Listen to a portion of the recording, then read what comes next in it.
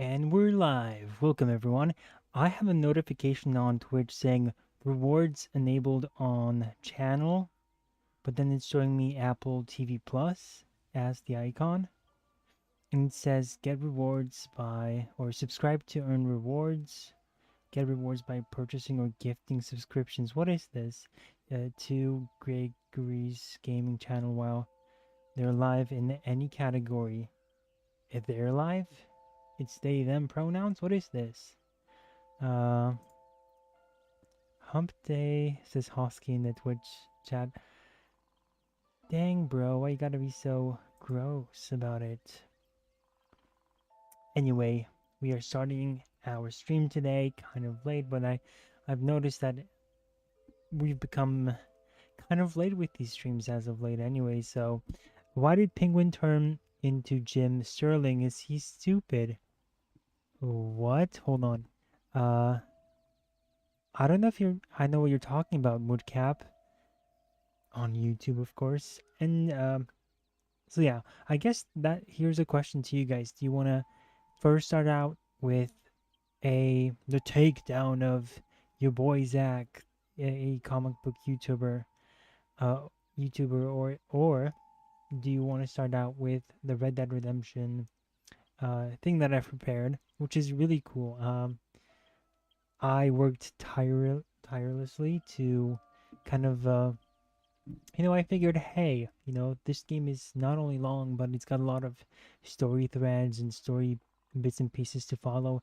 And sometimes I get a feeling that we never do this game justice, and that a lot of stuff is happening during the game, and we got a lot of stuff playing on the side. And sometimes I just get like, the game doesn't get enough credit. And even though I do, like, I think I'm still fair on the game, I still think that it is unappreciated in some sense during our streams. So I figured, hey, what if we kind of like went over like the story beats? And of course, we're not gonna go over all of them today. Just part one, which is like the first half of the entire story.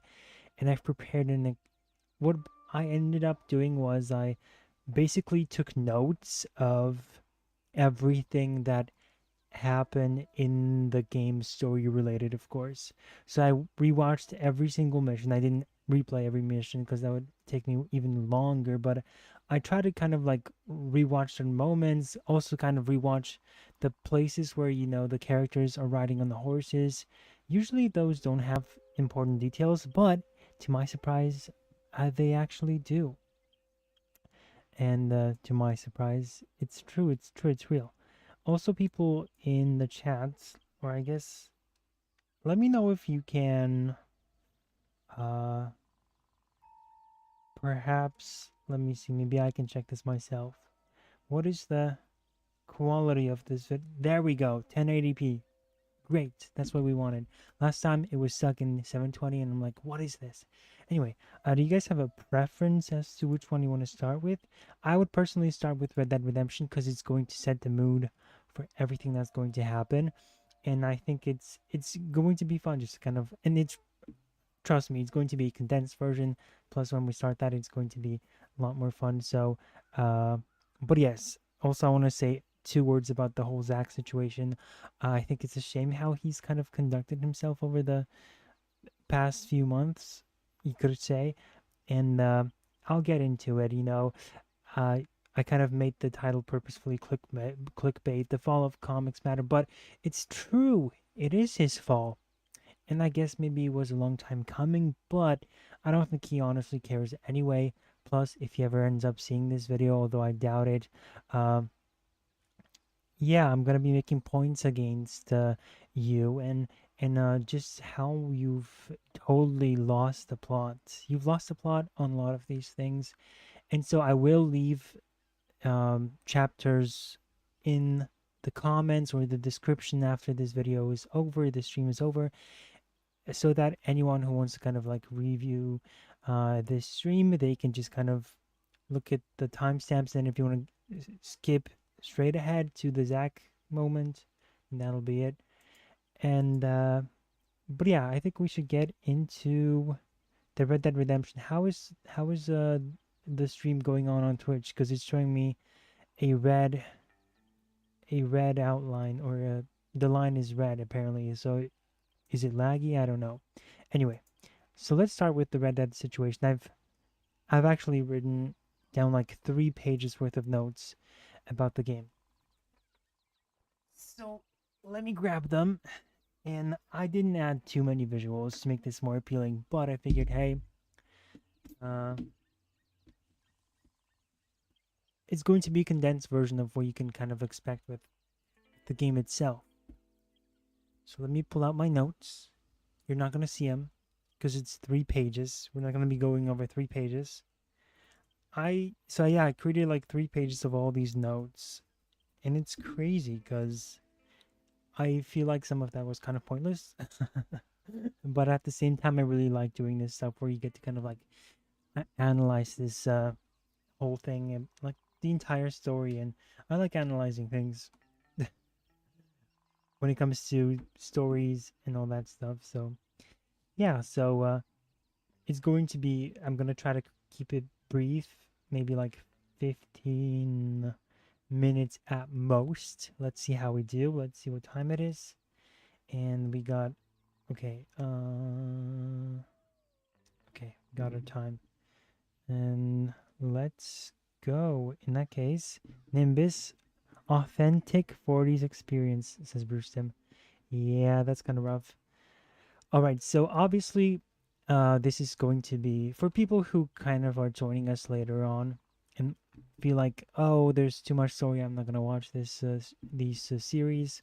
Well, we're gonna create a jumping on point for you guys, but also for you guys who kind of like maybe are just noticing there are too many threads in the story. So obviously, this is kind of like the obvious one. The game opens up with this sequence here. Is that my audio? That's my audio, yes. So let's bump that up. And so that this one was, let's see. Hold on, let me make sure I'm listening to this with you guys. Okay. So yeah, it's pretty standard at first. You might think like, oh, what's happening here? So it's basically, we were kind of theorizing what this could be. And it's our main character going from one place. It's called Blackwater. And he's going to go to this other town. I believe it's New Austin, I think. And so that's where he is. And so he gets on the train, but the people who stand next to him are these two guys. And if you kind of notice, like, who are these two men, right? They seem pretty pissed off. And they're talking about Bill Williamson's gang, which is the guy we're going to be looking for. And so, yes, basically, the first mission here is us getting on this train. It's like a long cutscene. And this is where he gets onto the train. And this is basically the entire sequence is him kind of listening to a bunch of conversations on the train. And basically listening to these people. And this is where we kind of like started to piece things together, where it's like, oh, is this game someone like anti-religious? Maybe not. And I think I wouldn't go as far and say like anti-religious, but I think it's trying to kind of deconstruct America and its beginnings and some of its more traditional aspects. I think that's where it's heading so far. I don't think we're there just yet, but there are just, I think, certain beats in these stories that I think are indicative of something. So take this, for example. She asks him, and by the way, this clip is probably going to be a bit blurry. It's in 360. So she's going to ask him a question, and don't worry, Father, do you mean unless an innocent receives communion, they're destined to go to hell? That hardly seems fair. What I mean to say, Jenny, is that there is a great deal of difference between an innocent and a savage. I never thought of it that way. Yes, they lived like animals, but they're happier now. Yeah, so yeah, they live like animals, but they're happy now. So yeah, you got like those instances of like these very posh and mean-spirited heartless Americans, white people, kicking out the natives, which interestingly enough we haven't seen yet in this game. Which, if it's a Western, why aren't there any Native Americans here, right? And so that's what I was kind of wondering. I was surprised, and my theory is that maybe like he has a feather on him. Maybe it's got something to do with uh the fact that maybe he's like half native, or like, well, what is this Apparently, feather? And then we Mr. talk John. about Mr. Johns, which is not us, we're John Marston. We're talking about Mr. Johns, who who wants to run for governor. Wants to run for governor, which is why he's so concerned with cleaning up the state. Nate Johns. Yes.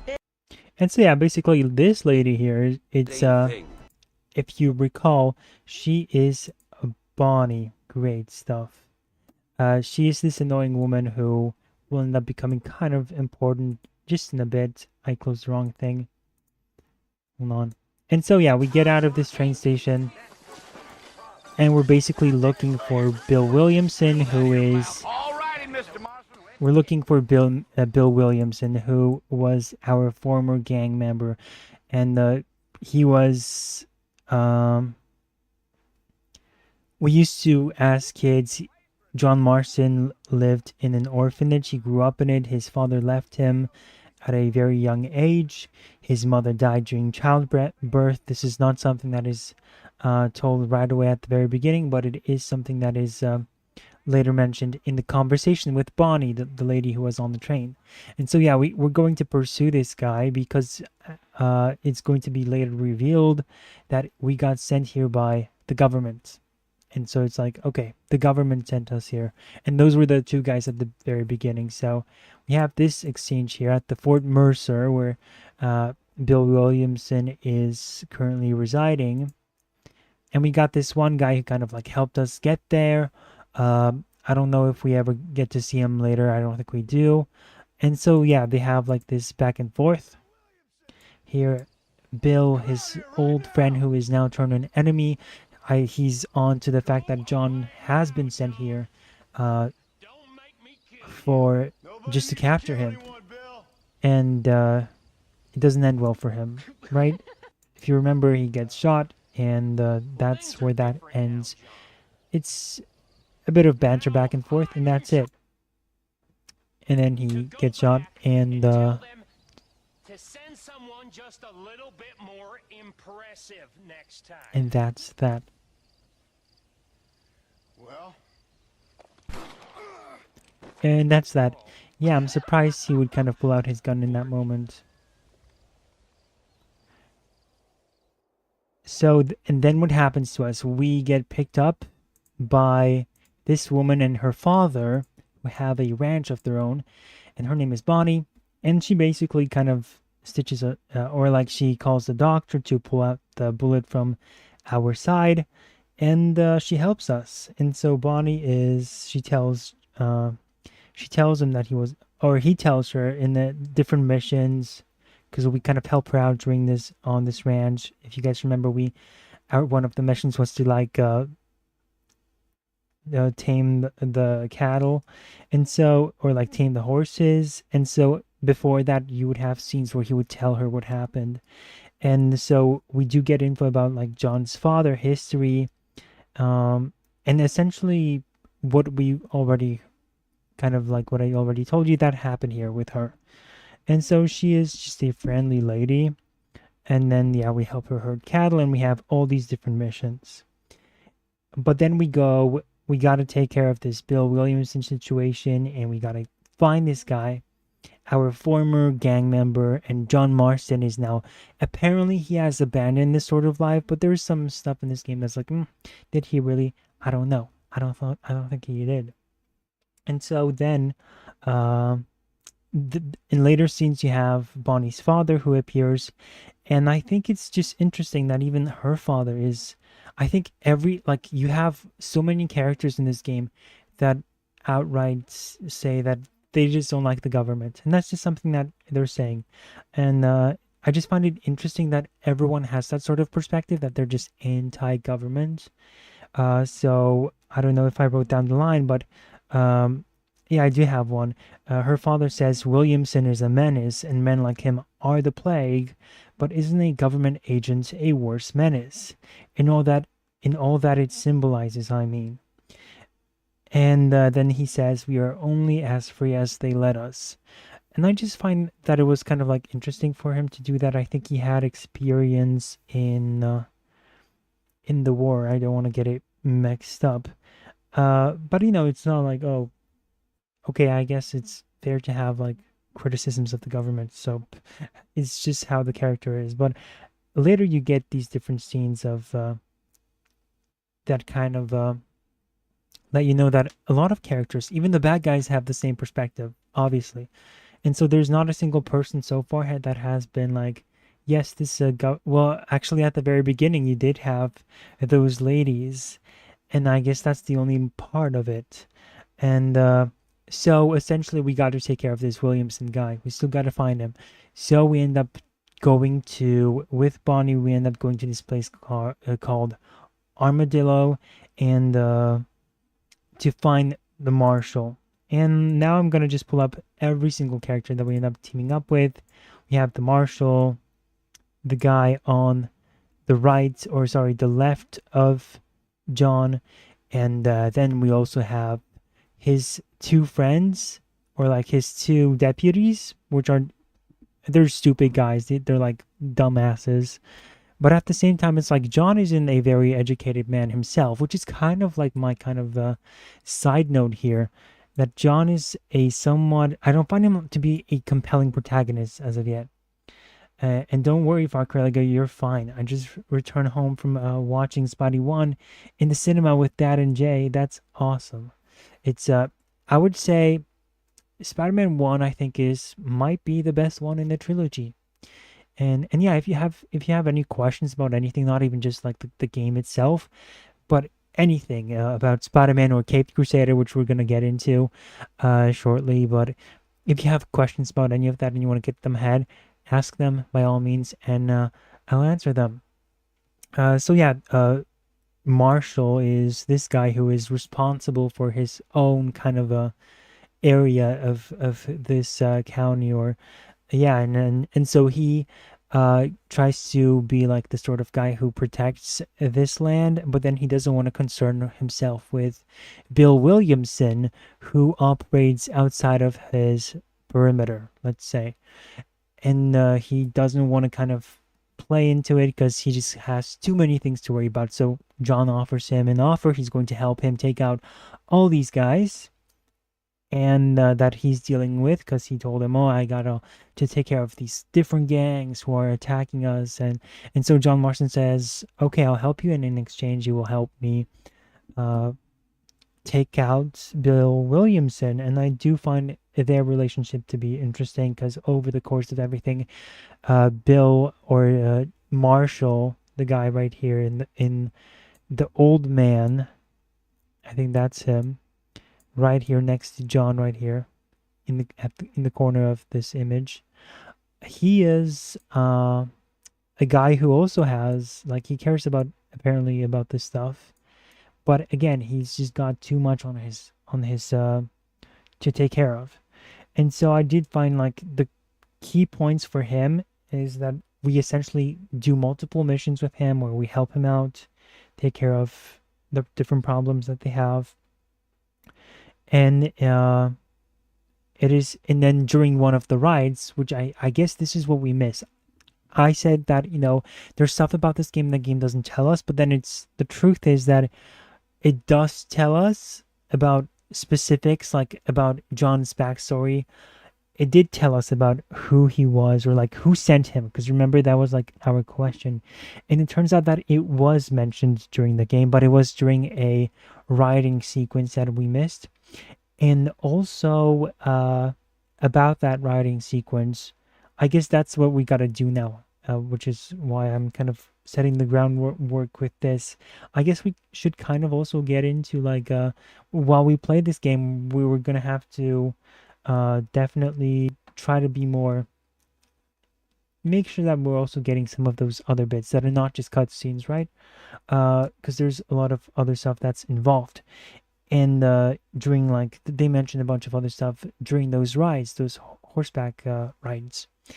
And he says that Marshall, so Marshall accuses Marston of working for the government because he got a telegram from people back in Blackwater, where Marston came from, and that was, again, it's not like outright said that he works for the government, but it was in that moment where you get like a indication that, oh yeah, something is up here. And John Marston, he ends up kind of like admitting, yeah, I I am working for the government for the on this one.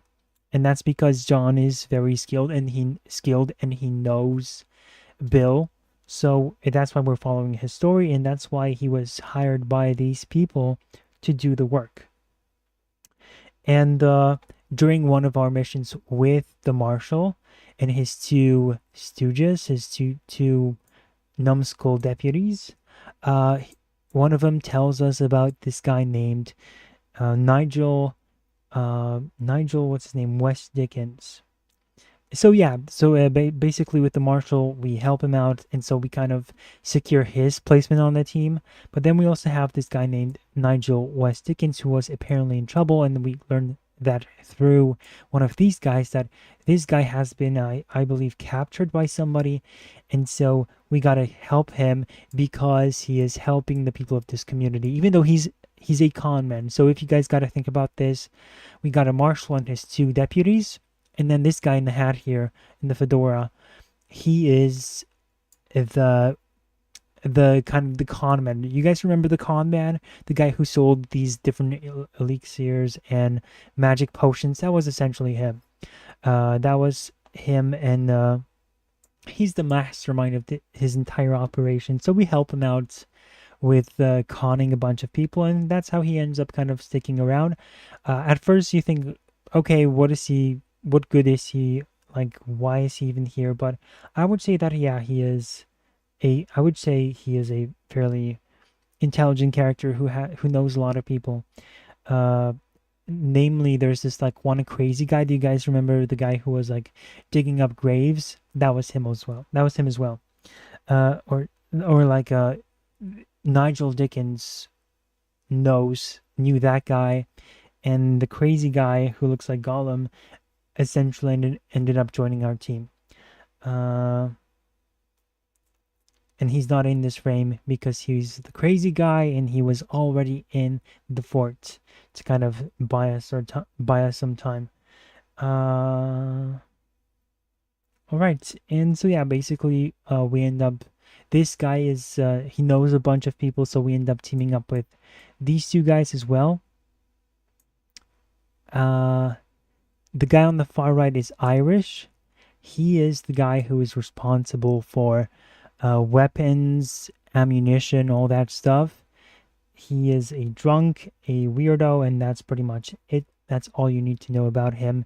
He knows people, he has connections, and he's good with weapons.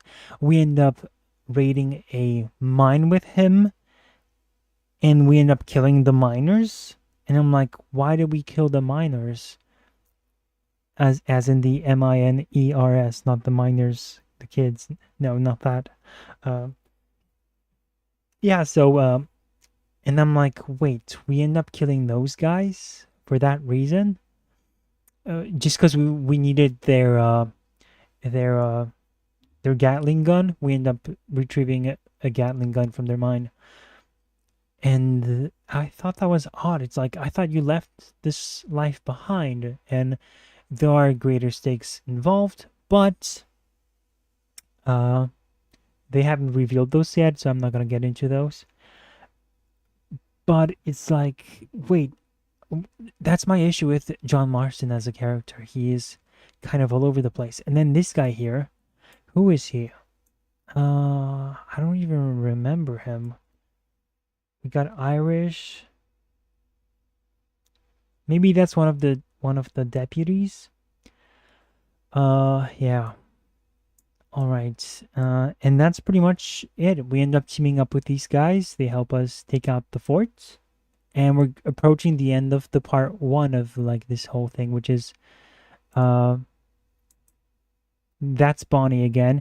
Interestingly enough, remember there was this one mission where she ends up getting hanged by, or there was an attempted lynching when she got captured by one of the men who hates her and her father for owning that ranch, and it ends up being one of the Williamsons. It's a part of the Williamson gang, and it was their men that captured her, and we end up saving her. It's kind of hilarious because I don't remember I didn't remember the quest when that happened, precisely because we were watching something else. We were watching a very intense debate about men and women, Pearl Davies versus Count Trent Horn, and so that was the reason why we don't remember it. But that happened before this invasion of the Fort Mercer. So we end up invading this place with our guys. We end up getting in because the crazy guy was already inside, and then they let us in. They thought we were going to sell them some life-saving elixirs or potions, and then what ends up happening is we of course ambush them from the inside like a Trojan horse, and we end up unleashing our Gatling gun on everyone. But then we find out that Bill Williamson is not in this location. He escaped to Mexico. And Irish ends up taking us, the guy on the far right. Irish ends up taking us over the water, over the stream. And this is the sequence here. Thanks a lot for your help. And we cross the border after a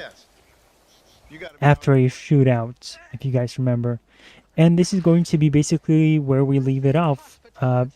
I'm gonna leave the Mexico saga for like the next part, because it's a lot more complicated. You know, eventually, last episode we did end up killing Williamson, and yeah, Williamson ended up escaping to Escuela, who was another member of the gang that we were a part of. So he escaped to him, and we ended up killing both of them. So we're gonna get into all that. We're gonna get into all the background stuff of the Mexico. But I wanted to watch this clip as a send off for this wrap up. I think I did well, relatively. And we're gonna get into the Batman Cape Crusader stuff now. But there's something I wanted to discuss with you guys as well. Why am I showing you this clip? Because there's something we missed. And I think this is the negatives of kind of me trying to put on the stream and kind of do a lot of things at once, is that you end up missing out on some of the subtleties. And if you go back to this stream, I think it was like episode 6 or 7 of this series, I do end up taking a note of the music. I'm like, oh, this music is pretty cool. Well, it turns out that that the music in this sequence is, well, let's just watch it.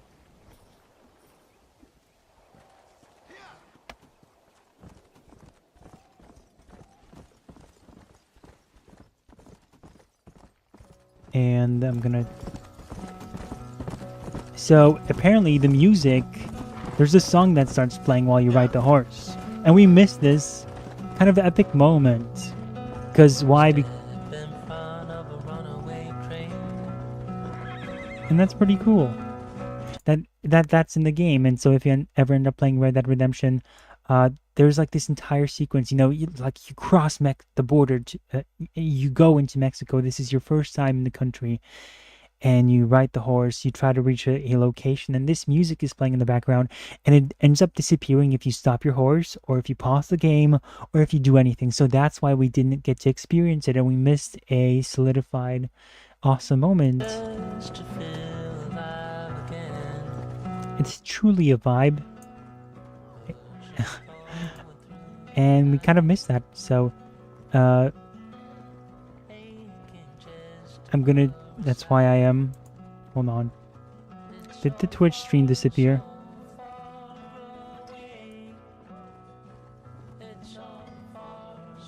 Okay, I think we're good on Twitch, right? Are we good on Twitch? Kind of concerning. Maybe. So far away. And so yeah, we missed this whole thing. Just how the music interacts with the game. And sometimes we end up missing this stuff. And that's why I'm going to try to, from going forth, I'm going to try to kind of pay attention more. Not to the game, because we're paying attention to the game. But I'm going to try to balance it out a bit more with some of the sequences. Who knows, maybe we'll run into another sequence. Alright, and that's pretty much it. So it ends up going on for a bit longer, and then once he reaches the final destination, it ends up just fading out, which is really cool. Yeah. Alright, now let's get into the weeds of it. I see Far Cry Lego says, let me turn this off. So that was the story. Hey, Steven. I just recapped the whole thing. So you just kind of got into the part where we're going to get into Batman the Caped Crusader. And yeah. Oh, yeah. And by the way, yes, we are streaming Red Dead Redemption today instead of the usual, which was going to be either Doom 2 or the other one. Or a Spec Ops line, but I decided that, hey, you know what? Let's finish Red Dead Redemption 2 because I think at the end of August, I might be taking somewhat of a shorter break. And so I don't know if I'll be able to stream then. And so in that case, I decided, hey, maybe let's just finish Red Dead Redemption and see how that goes. And yeah. All right. We got this thing covered. And let's see. That's the game. So last time we had a very interesting sequence, but alright. Far Cry Lego says, why do you think Spidey 1 is the best? Me personally, I think Spidey 2 is the best one. I don't know if I told you guys. I think I did tell you some stuff about it. But Spidey 1 is, I think, part of it, what I like about it is it's the closest one to the comic books, of course. It is the best one that sticks to the source material. Obviously, I think it's cheating in a lot of ways because it is an origin story, right? Origin movies tend to have it easier when it comes to sticking to the source material, but it proves that sticking to the source material can be really fun and rewarding, and in that if the stories can be good, like if you just adapt them and don't try to tinker with them. And I think that's just what Spider-Man 1 is, and it sets the whole tone, it sets everything. Oh, somebody shooting at us or what? What is going on? What is going on? Who is shooting at me? What is the meaning of this? It sets the tone. Green Goblin is great, even though his costume is kind of, Is this? No, not him. What is going on?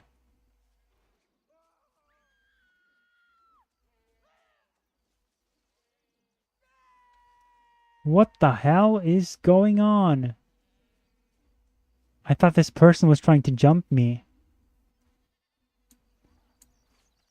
Excuse my language. Again, what is this? Which one of you is doing this?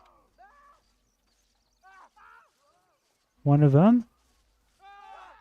Why are they screaming? What is going on? Is there a sniper in town? Let's check this out.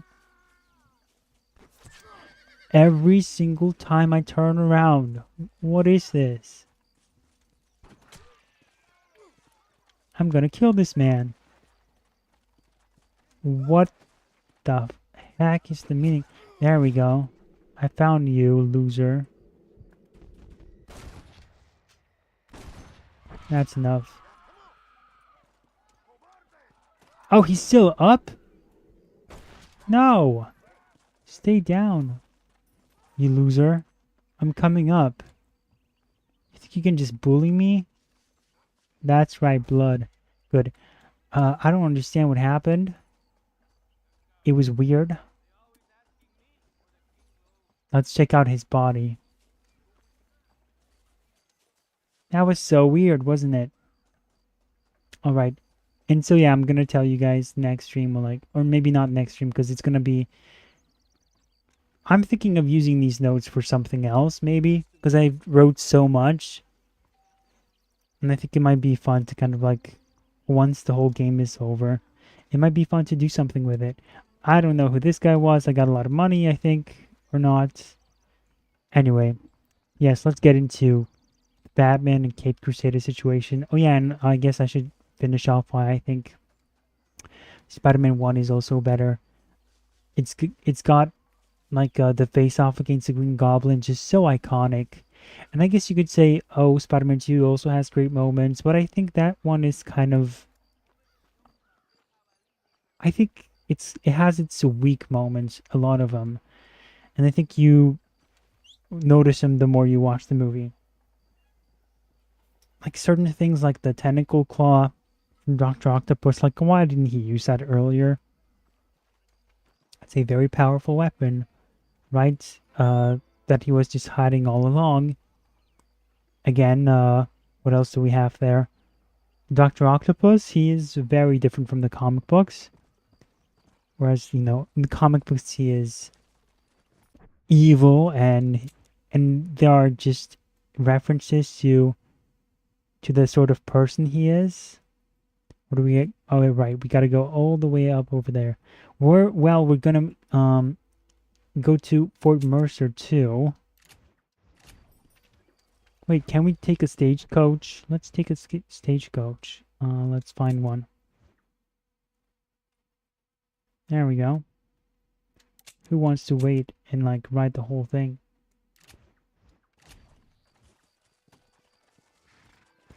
Let's see, what else do we have there? Dr. Octopus is not accurate, but I guess he's a compelling character in that to a point. I guess he is. It's just I have an issue when they just change stuff. And I think the part where they reveal that Spider-Man is Peter Parker to MJ, I think that stuff is always done too early. And that stuff rarely happens in the comics. It takes years for it to ever be revealed or for them to reveal, the hero to reveal that he is the hero. It takes time. And yet it ain't so. Oh, come on, we can only move around Mexico. I guess that makes sense. Is it gonna even make a difference? I don't think it will. I guess it could make a difference. Let's go, we got a lot of money. Alright. We're rich, okay? And yeah, so that's why I think the best one is the first one. For sure. Alright.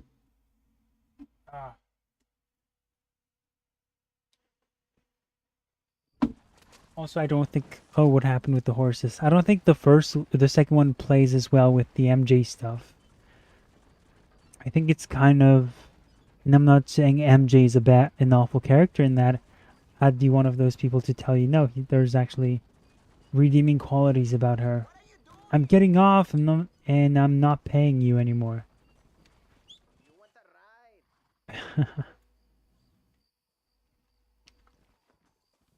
Alrighty, come here, horse. No, come back. And now we go to Fort Mercer to start something interesting, as you'll see. Alright, let's go. And then those are my reasons. Now, let's get into the meat of this video, Mr. Zach. But before that, I also want to kind of... I did post, or my friend from Nerd Center posted a video about Batman Caped Crusader, and I had a chance to be a guest speaker on his show. And so I am now going to play bits and pieces of it just to kind of give you some insight into what I thought of it, and to, I guess, give somebody, I think it is going to be good that I'm going to define what I thought of it, and what better way to do it than through this video.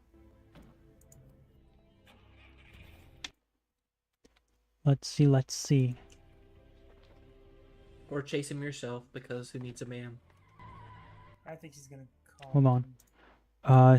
This might be a little bit trippy, come to think of it, because you're gonna be hearing both of my voices, one in this video, and another in this one. So I'm not gonna play the entire video. I'm gonna link it in the chat later. Let's see, where is it? There we go. But essentially what is going to happen is I'm going to be jumping around just a few places just to give you a general idea of what I thought of the show. And just two kind of like main spots, and I will link the video. In fact, I'll do it right now. You guys should check out the channel. It's great. We're closing in on 1,000 views on that video, which is a great sign, and I say you should support it and make sure you get in the view. And like I said, I'm not even going to be showing you the entire clip, the entire video. So if you've already seen the video, don't worry, it's just going to be like a couple minutes, and we'll move on to the response. And yeah, I'm basically doing it to let you know where I stand on this, but also I think it's important to be transparent. If I'm going to be criticizing somebody, I do want to be, or defending the show, I want to be the person who at least makes it known that yes, I also want to share my take. And hold on, Nerd Center video, or Cape Crusader review. There we go.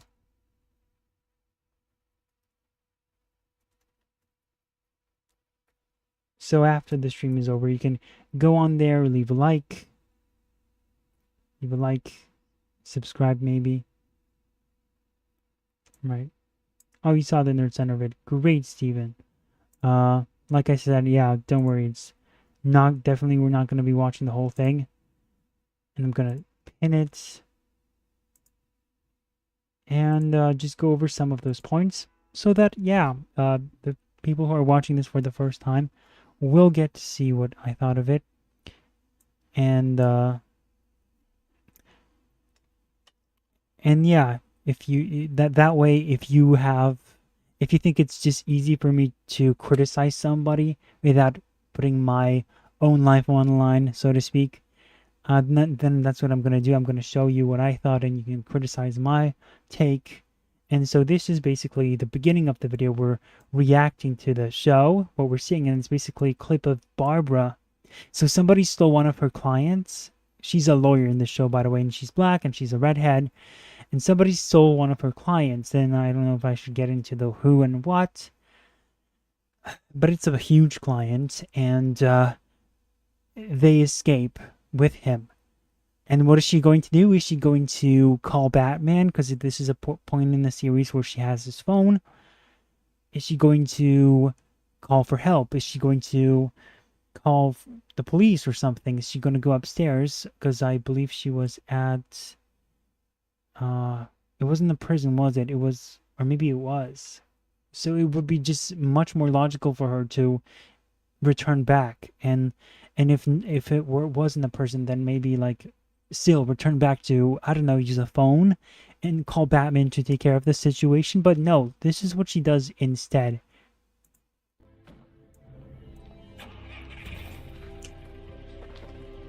Or chase him yourself, because who needs a man? She chases him. Call him.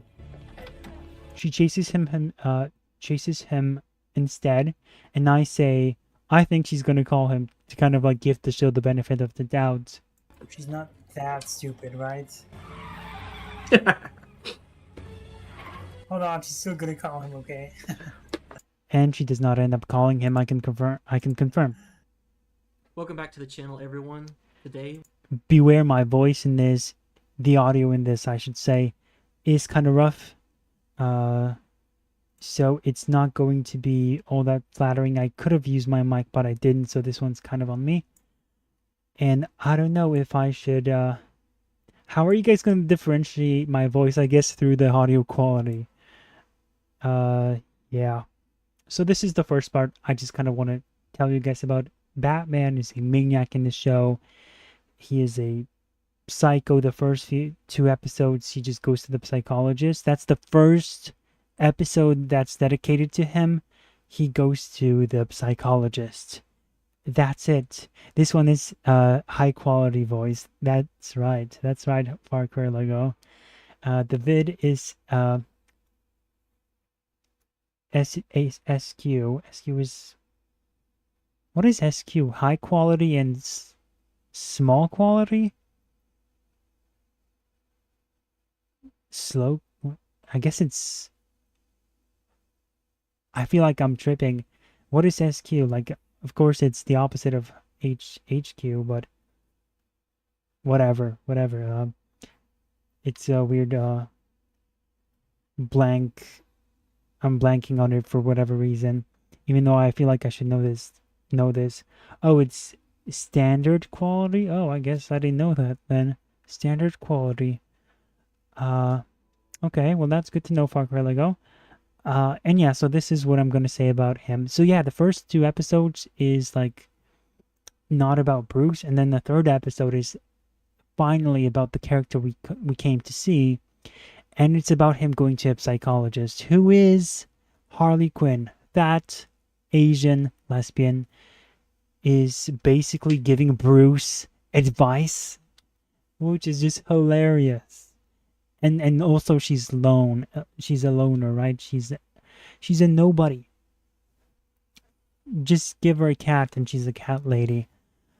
Then why TF is it a Batman show, says Far Cry Lego. Good question, Far Cry. It's supposedly about Batman.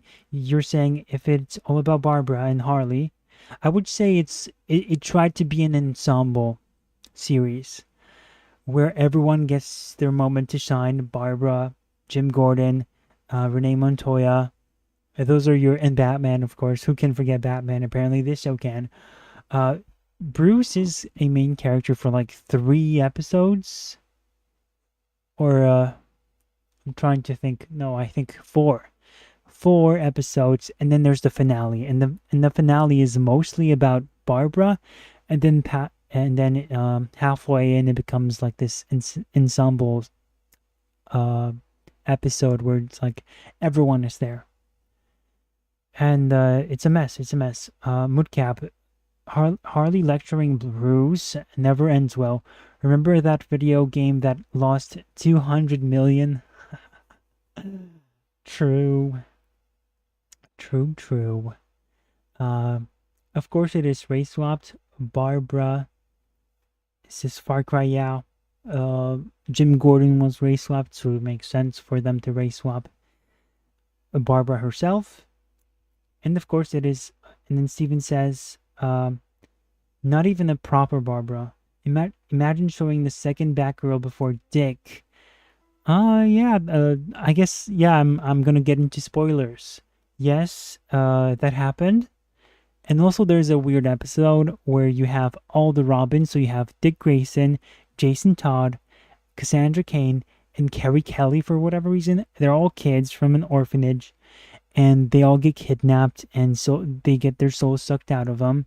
And then Bruce defeats Nocturna, who she is the woman or the girl in this universe. He defeats her, and those souls go back to those kids. But that happened, where it's like they just randomly drop a bunch of characters that you know, and it's like, what? And they don't even come back to play. And they're all like the same age. They're all like 9, 8. Steven, at this point I want to see Betty Kane, Batgirl, and Kathy Kane just to piss off the 3 Batwomen fans. And Steven is of course talking about Katie Kane, not the lesbian Batwoman who is. Why am I blanking on names now? It was Kate Kane. Kate Kane, and but you're talking about Kathy Kane, who is the original Batwoman, and Betty Kane is the original Batgirl. Steven says Carrie before Tim. Yes, that happened. Tim wasn't even in it, or was he? Hold on. Yeah, it was two boys and two girls. MIs will use Tim's costumes and gadgets and never use Tim. Oh, MFers will use Tim's costumes and gadgets and never use Tim. Which costume have they used? Or who has taken his costume? Steven, tell me. Lesbian Batwoman is Kate. There you go. In the end, I didn't blank on anything. They hate Tim and Terry. I mean, Terry is just a wannabe Batman, let's face it. You know, just forget about Terry, okay? Terry is just there to take up air in the room. I don't know, I just don't like Terry. Of course, Batman Beyond is just, if you watch that series and you go back to watch it, it's got a lot of the landmarks of your like typical legacy character or like legacy mantle character. Anyway, let's get to what I thought about it, and I'm gonna skip to minute 6, and then we'll skip to minute 24. So here's minute 6. And it was probably episode 3 or 4 before we actually got like a decent look at Batman. Like the first couple episodes was all focusing on Barbara Gordon, Renee Montoya, a little bit of Jim Gordon, but not too much even of him. It was mostly about those two. And then we finally started to get a little bit of Batman, and the first thing they did was try to delve into his psyche and they kind of portrayed, as you know, I know you noticed, they portrayed Batman as kind of mentally unstable, which I think Bruce Timm even hinted towards that in some of his interviews. That yes, I actually have the. It's great that you mentioned it because I have it here in those of you who think we're kind of like messing things up or we're kind of projecting onto it. I have it here. This is from an actual interview with Entertainment Weekly, I believe. It says, we tried to wipe out the foregone conclusion that he is a hero, whether it's for the police, regular citizens of Gotham, or the viewer. So right there you see that they are trying to remove this notion that he's possibly a hero, not only to the characters. So I'm gonna interrupt myself here. I'm the high quality version of myself. Wow, so many animals. What is this animal farm? Oh, they're coming after me. Run! Help! Anyway, I'm gonna interrupt myself because I'm not sure if you could hear me. Let me know if you can hear the SQ version, the low quality version of me, or if you like turn up the audio, the volume for yourselves, maybe you'll hear me then. That version, of course. Hopefully you can hear whatever it is that the past me was saying. And if you didn't, I'll just reiterate. So I quoted what Bruce Timm said, which is they want to remove the foregone conclusion that Batman is a hero, and not just for the characters in the show, but for the audience who is watching it. So the audience is not supposed to be sure if Batman is a hero, and that definitely plays out in the show itself. Because he kills people. And he's just insane. Which you might think, oh, well, it's just the characters, right? To the audience, it's very clear that he's a hero. He has his true motives that we're only aware of. But no, Bruce Timm is saying, no, actually, I want you to, as an audience member, I want you to question whether Batman is even a hero in this. Well, yeah, because they definitely do that. Like, even all the way up to the last episode, you're still, like, Batman's really not shown tons of heroic things. In fact, there's even some scenes that, we'll spoil it. We're going to spoil this too. Just get over that. But Batman kills some people. At least it looks that way. With the actual case. Oh, there you go. What the heck? He actually killed them. He just pulled a Zack Snyder. And at the end of the last episode, he does something very un-Batman that was pretty much, as we talked about, when we were actually watching it, it was just mostly like a shock value. No. I'm gonna pause. This is at the near the end of the show. gosh. Hey, you're just some lousy vigilante. I'm a Why? damn cop. Why go there? This is pure shock value right now. This is so stupid. Okay. Still psychotic. Batman picks up the gun and he's going to shoot the guy, but he doesn't really shoot the guy. But they're kind of trying to make you think that. And then, honestly, the way that they made Batman in the show, you probably And I wouldn't. think it's fine that you have Batman like scare his oh, look at these beautiful animals. Oh, you can't see them because they're covering the screen is covered up. But I think it's fine. Again, I'm going to interrupt myself here. It's fine for Batman to do all these interrogation things and evoke fear in the hearts of the cowardly lot. I don't care about these people. Stop asking me about stuff. I got places to be, okay? But I think this scene was purposefully trying to blur the lines because he acts out. Harvey dies at the end of the series, right? And he dies, and Bruce is very angry because he was his friend, even though he kind of like pushed him off the edge, which is crazy for Bruce to do, to kind of push Harvey into becoming a villain. But yeah, he was his friend, and that's the insane part. He takes none of the accountability for it, even though Alfred pays some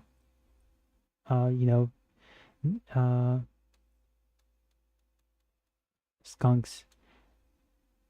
He just mentions it. Alfred mentions the fact that, oh, maybe you kind of like pushed him there, but then that's all it does. That's all it does. There we go. Here's our mission. And I just found it crazy that he takes none of the accountability, and yet he is willing to turn this guy into kill this guy potentially, and he did it in the spur of the moment. He was considering it. I believe he was definitely considering it and going way over past what was to be permissible, but he didn't do it, so he kind of saved himself. But still, that kind of tells you where Bruce Timm's priorities were, and I do think it was pure shock value. They saw me. Crap. Where's this guy? There he is. There he is. Is that Seth? Is that the crazy guy? No, it's not. Somebody else. And let's see. Let's listen to this cutscene and get back to our discussion here. So let's, Leon Kennedy. A gang is using it as a hideout, and there's a lot of stolen money. We should be able to get in over that wall. You look stronger than me. Climb over, and then find a way to let me in. So it's not a very essential mission. I think it's something that happens on the side. So I don't think we have to worry too much about whatever it is that they're going to say. So I'm going to lower the volume on this one and bring back the mainstream. There we go. So going back to the low quality version of me. I'd have been surprised if he shot the guy. Wouldn't have surprised me if they actually went through with it. This is why I think I would go on to say that this is actually a really bad show, because sure, we have all this, for us, of course, we know who Batman is and we have that sort of perspective. But even with that perspective, you can just look at the entire show and be like, that's not Harley Quinn. That's not what's his name? Bullock. That's not Gordon. That's not this character. That's not that character. It's none of them. And so you think, okay, well, this is for newcomers maybe. And then you realize that, okay, so what is the takeaway for people to have when it comes to Batman, the character that you're supposed to gravitate towards? Well, he's not the main character in the first episodes, and like we said, not even really a main character in most of his series. But also the fact that, he's the first thing you get introduced is his, like you mentioned, his sessions at the psychologist, which is oh, so this guy is mentally unstable. We saw him outright kill a bunch of guys. He just rams them with his car. And then at the same time, he is in the second episode, I believe, when he's being hunted, or maybe that's episode 4, where he rams straight into a bunch of police cars, and we do see a bunch of policemen inside of them. That's because it turned on like the one from the movie. Oh my gosh, look at this. What the actual... This is insane. And as we spoke during our reactions, like, what's the hurry? There's no reason for him to literally ram into those police cars. He could have taken a different road. He's not chasing after a bad guy. So he's not in a hurry. He literally chose to ram into those guys who were haunting him, but he really could have just taken a different route. And even if he was somebody that was chasing a goon or like a villain in that moment, he's driving the Batmobile. He definitely would have caught up to that person if he was chasing someone. So even if you add that, it's beyond.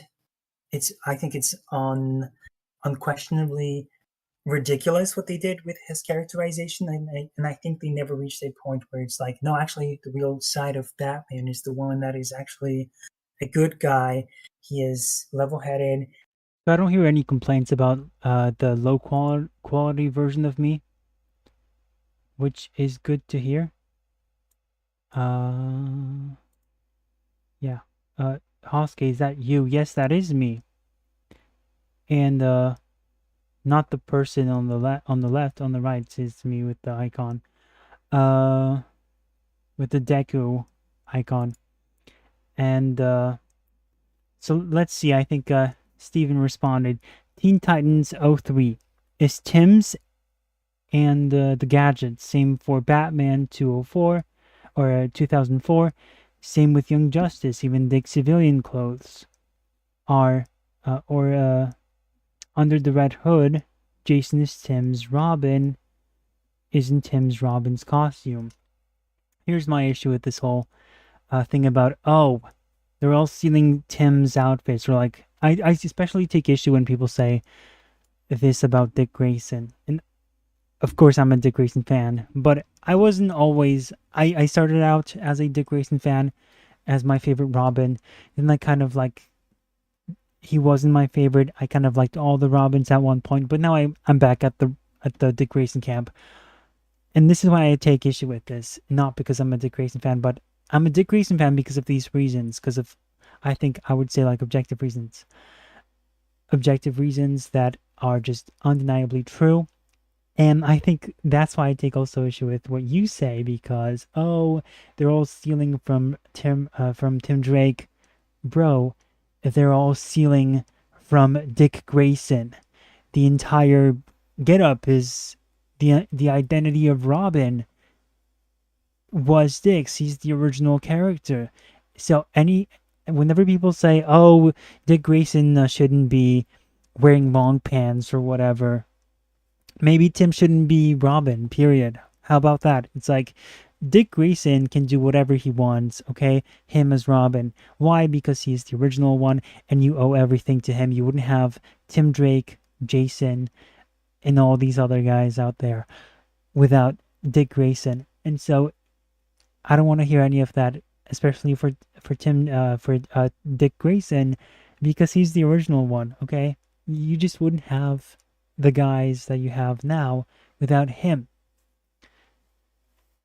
And that's important to note. And that's why I disagree with it. Let's see. Far Cry Lego at least Beyond had a good story and treated the characters with respect. I guess it treated the characters with respect. I don't know.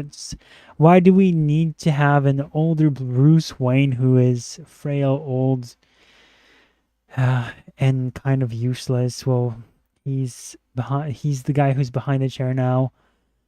I don't know. And plus the way Terry just gets in that, I remember talking about it with my friend, and we might just have to do like a watch along of the first episode of Batman Beyond, because he disagreed with me and I had my own take, and at a certain point I guess we just maybe one of us was not remembering stuff correctly, and I'm gonna say it was him. He was not remembering stuff correctly, of course. But I think we should watch that episode, at least the first episode, to kind of verify who was right on it. And see what actually happened, and if whatever I'm saying makes any sense. but I'm like iffy on the whole Terry stuff, you know. But in like if you compare it to today's writing, of course, yes, it's more respectful. Steven, I do factor that Tim. I do factor in that Grayson didn't have gadgets because of the time period that he was Robin in, but still annoying to me. I think he did have a grappling hook, but the gadgets, likely not. Yeah, you're probably right there. Uh, but it's still annoying to me. The period that he was Robin. Batman doesn't kill or use guns. Yeah, we had an entire stream on those discussions too. Like self-defense is okay from like my standpoint. Some people think he's an absolutist, a no-kill rule absolutist. I say, only self-defense and like a very, very rare cases of like, oh, this guy is just insane. Like when it comes to the Joker, I think he should kill him, honestly. Like it's not going to hurt anyone if you kill him, and it doesn't have to be like, oh, I'm gonna kill you. It doesn't have to be that. I think the Joker gives you plenty of reasons to kill him, and so if there's a situation that is going to have to kind of be difficult, you don't have to go or like just leave him out to die. Just leave him. No one's gonna cry about it, especially not you, right?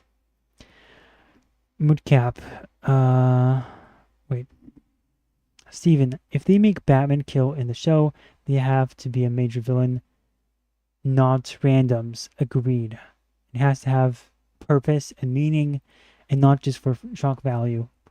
Far Cry Lego, he did kill in the show. Yeah, that's what we're saying.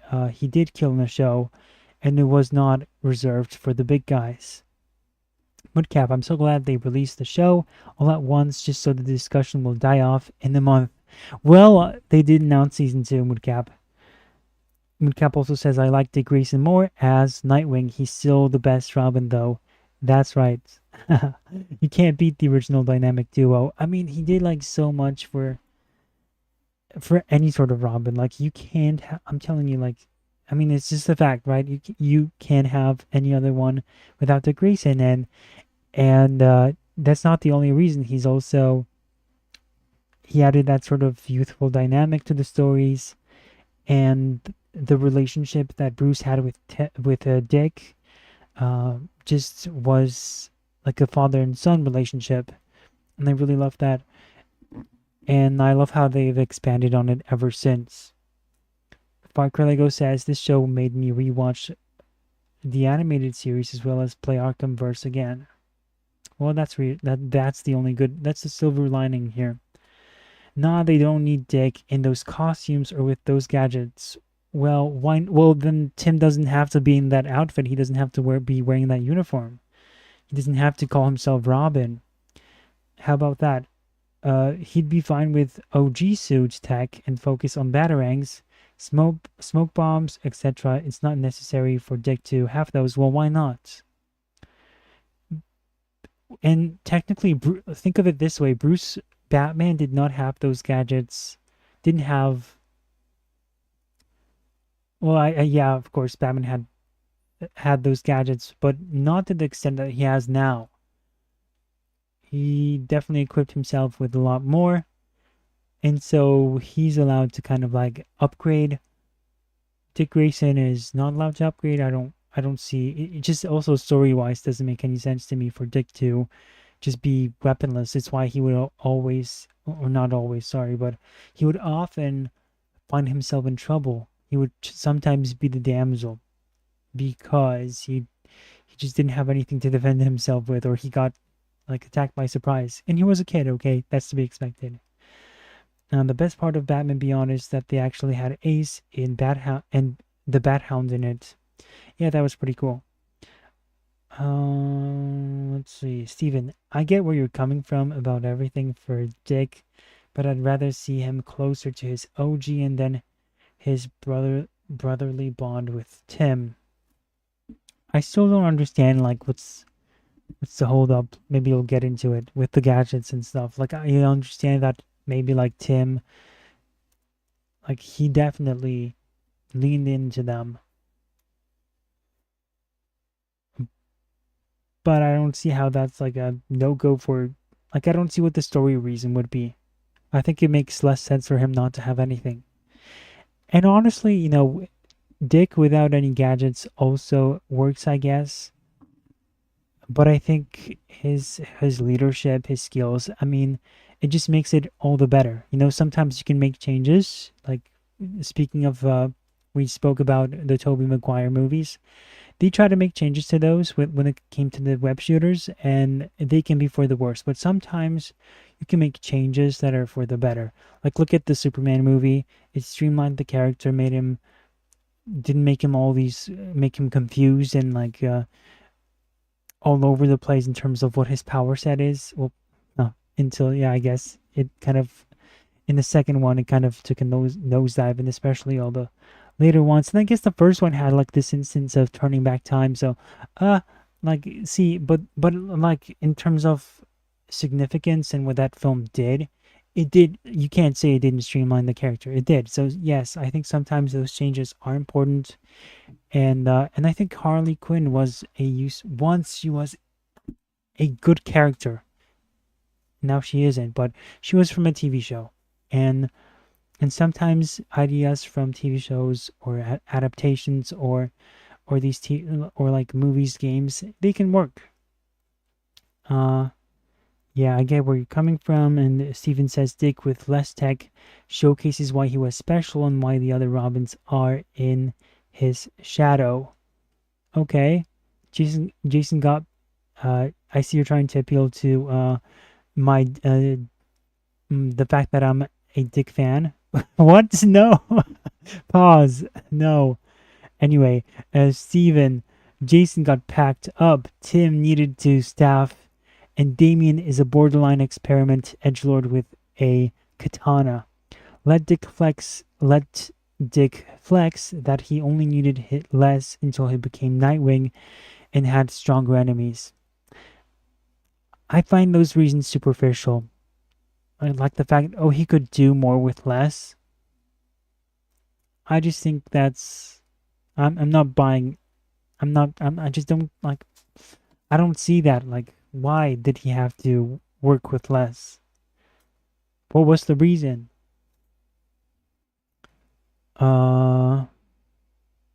Like, even from a story perspective, to show that he's better. But back then, you know, when he was the only Robin, there was nobody else to compete against.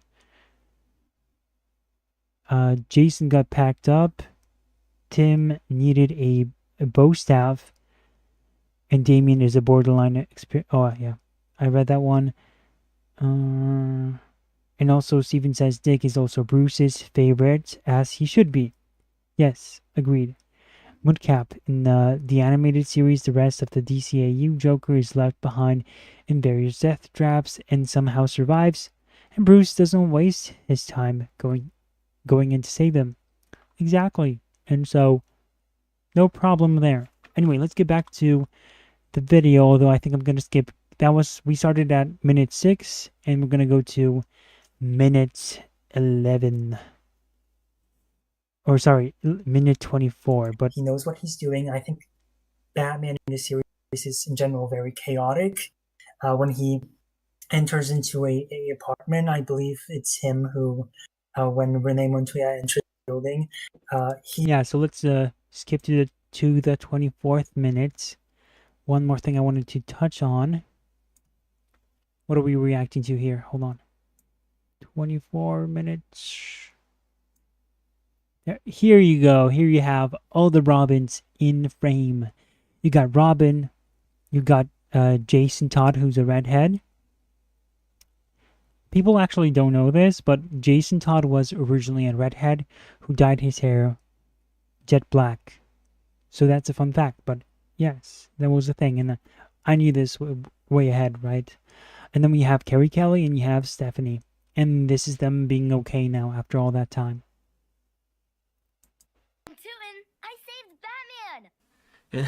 And then they had some Wednesday Addams look-alike that was sucking their souls, and it's like, okay, it's good stuff.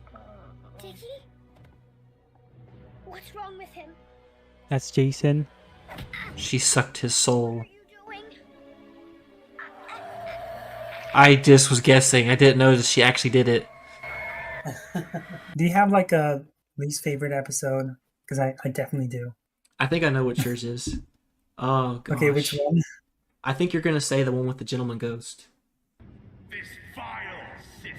Yeah, I told you he's like anti-union. The lower classes knew their place. Yeah, I'm telling you, the bourgeoisie has to calm down. It's outright communism, equity and equality and all that stuff. Yeah, I think since they changed a lot of the villains, but I think like going back, the Gentleman Ghost one is still the worst one, and I think it's for obvious reasons. I mean, I think a lot of people who aren't really tuned into. Sorry to interrupt myself, but I almost shot this woman here. I almost shot her because she was moving, and I'm like, what? Like the usual talking points. Mm-hmm. They might not notice this, so they might think that I'm being cynical.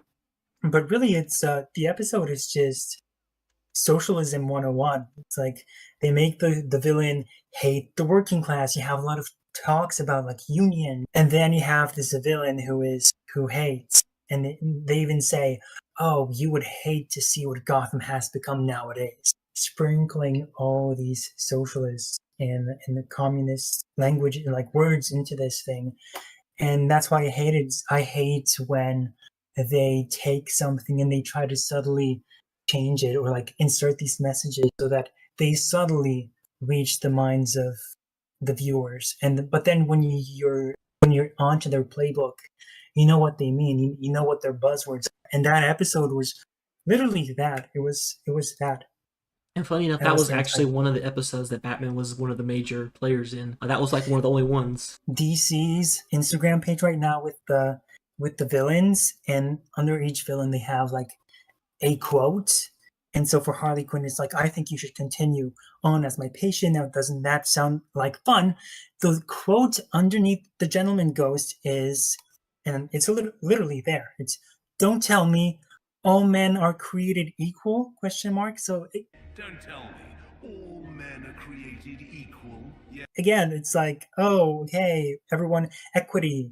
Well, there you go. The workers, we have to make sure that the working class is, has their voice, that they're being heard. And it's like, wow, this is just blatant. Well, for a lot of people, it doesn't seem blatant, but there's a lot of the messaging thrown in there, even if it's not always completely, it's more subtle. Yeah. So I don't know what your least favorite episode one. I was trying to think. Yeah. I was kind of thinking about the Harley one, maybe, or I think the second one of the first couple ones. I honestly, they kind of all blended together for me. I think it was probably one of those, or maybe the one where they're chasing like the hit on the Gordon, but it's really Barbara Gordon, not James Gordon. Like, yeah, there's a lot like of what them. Was up with that? It's like the Revolver's the best. Create like this over dramatized story of what's happening, and it's like it's about Gordon, but then the big reason is that it's Barbara Gordon. But then if that were the case, why didn't you? Why? What was the point of all this, like this entire overcomplicated plot line? It reminded me of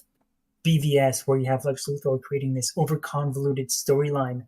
And it's like, oh, you just kind of, like, the writers just did that to make the story seem interesting, but when in reality, you kind of step back and realize, oh, none of this makes sense. There was the cop who was actually the Easter egg was cheap. That was it. That's my take. Of course, watch the whole video. I've pinned it.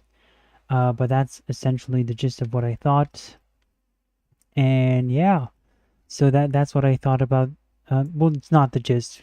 I think there's a lot more examples of this. The video is fairly long. It's like just a little over. It's almost 40 minutes, I would say. Oh crap! My aiming is amazing. Oh crap! We're gonna die. Oh crap! We're gonna die. We're gonna die. Hide.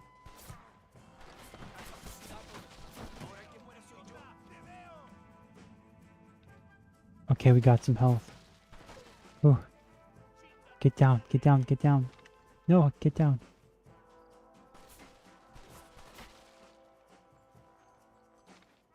Ooh. Don't die on me now. We got 4 more left. Yeah, the entire video has a lot more examples from the entire show. we end up talking about... Crap. I gotta run away from this place for a sec. I was being reckless. I do prefer the pistol over the revolver for sure. Let's get the high ground. That's sure to get him.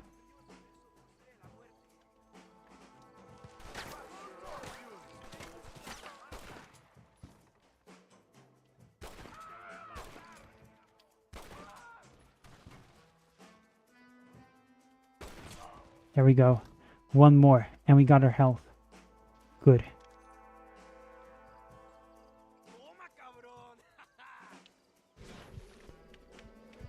There we go. Oh, there's more of them? Ah, can I just open the gates? Let's see what you guys are saying. I prefer Redhead Todd, who had to dye his hair.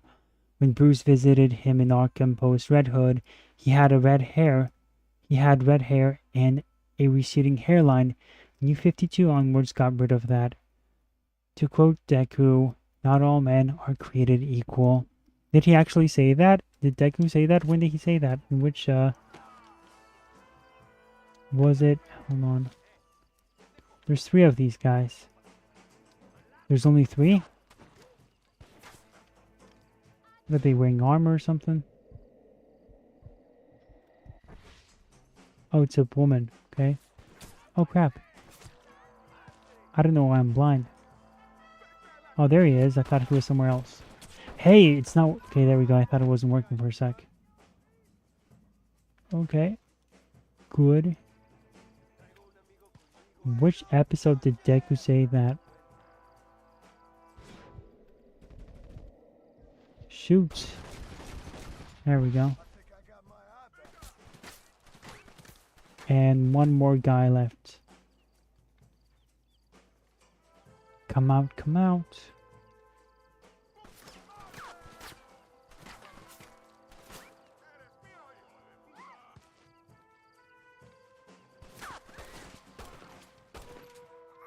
Die. There we go. Open the gates. Open the pearly gates. You're saying that, yes, he did say that in the beginning of the series? I mean, hey, it's quoting the Constitution, right? But listen, oh no, I'm stuck. Okay, whew. For a second I thought I was glitched. I mean, it's like, okay, the statement itself is like normal, right? But it's, but when you contextualize it with everything else he's saying, you know he really means equity. That's all. That's what he meant. He really means. So yeah, that was the problem there. Yeah, and then also the New 52, of course, changed a lot of things. But, you know, it was a reboot, so if they were going to lean into the reboot, I get it. At the same time, they were very selective with what was going to get rebooted, so it was not very... It was all over the place. Ladies, should I kill you too? Excuse me. She's dancing! What a psycho. You guys are seeing this, right? She's insane. Jeez, this woman has no heart. I don't know why I made the screen small. Because I'm just going to get into the Zack situation. So yeah, why are we even talking about Zack? So for those who don't know,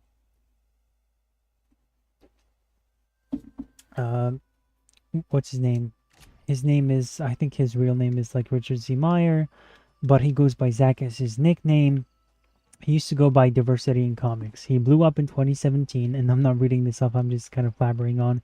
He blew up in 2017 because of his anti-SJW reputation in comic book circles and YouTube channels.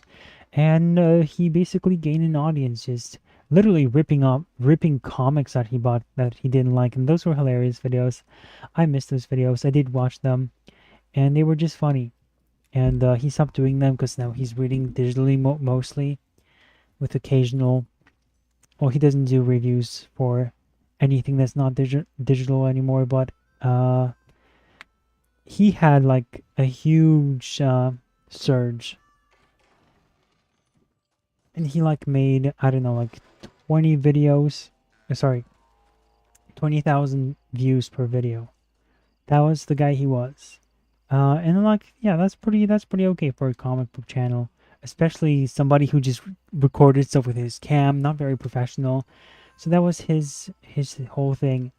And he started his own comic book. He first started with a Riri Williams fan-made comic where she became the villain, because he didn't like the fact that they were basically just she was acting like a psycho. There was a scene in the comic books where she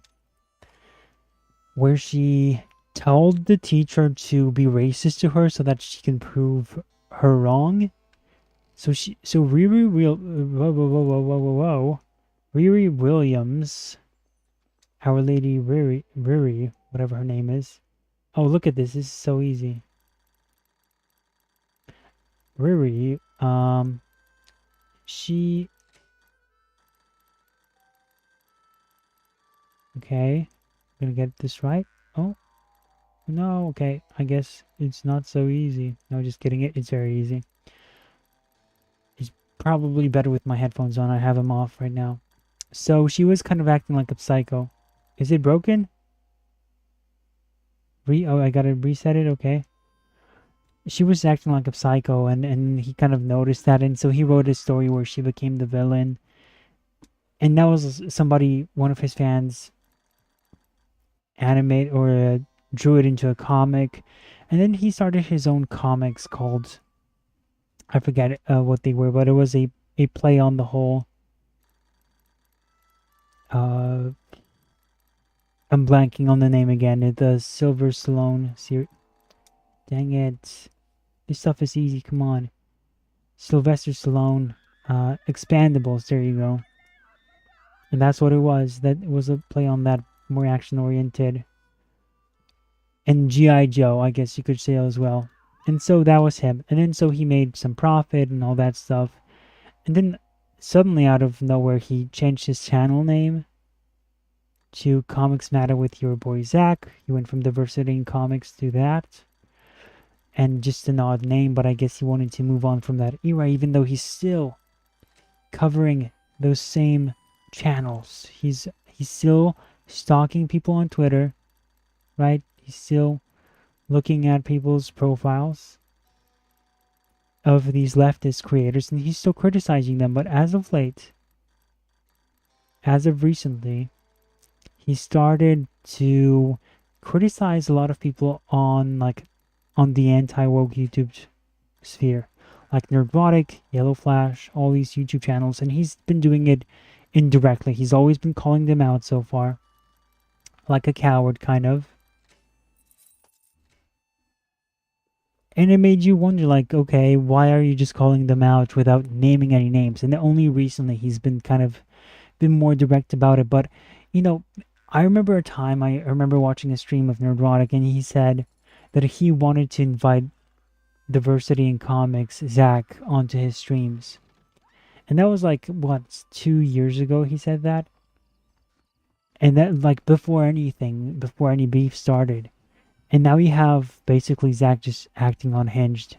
Maybe because his peers have more success than him. But, over time, his channel started to stagnate. And that was pretty much it. And then it started with Acolyte, where he was upset it started with Furiosa. He didn't like how people hated that movie, even though it's really a bad film, really, if you think about it. Let's see what this guy has to say. Thank you. Now come on. This gang will not give up without a fight. Oh, there's more of them inside? Go to the treasure room, okay. This guy was waiting an entire night for this.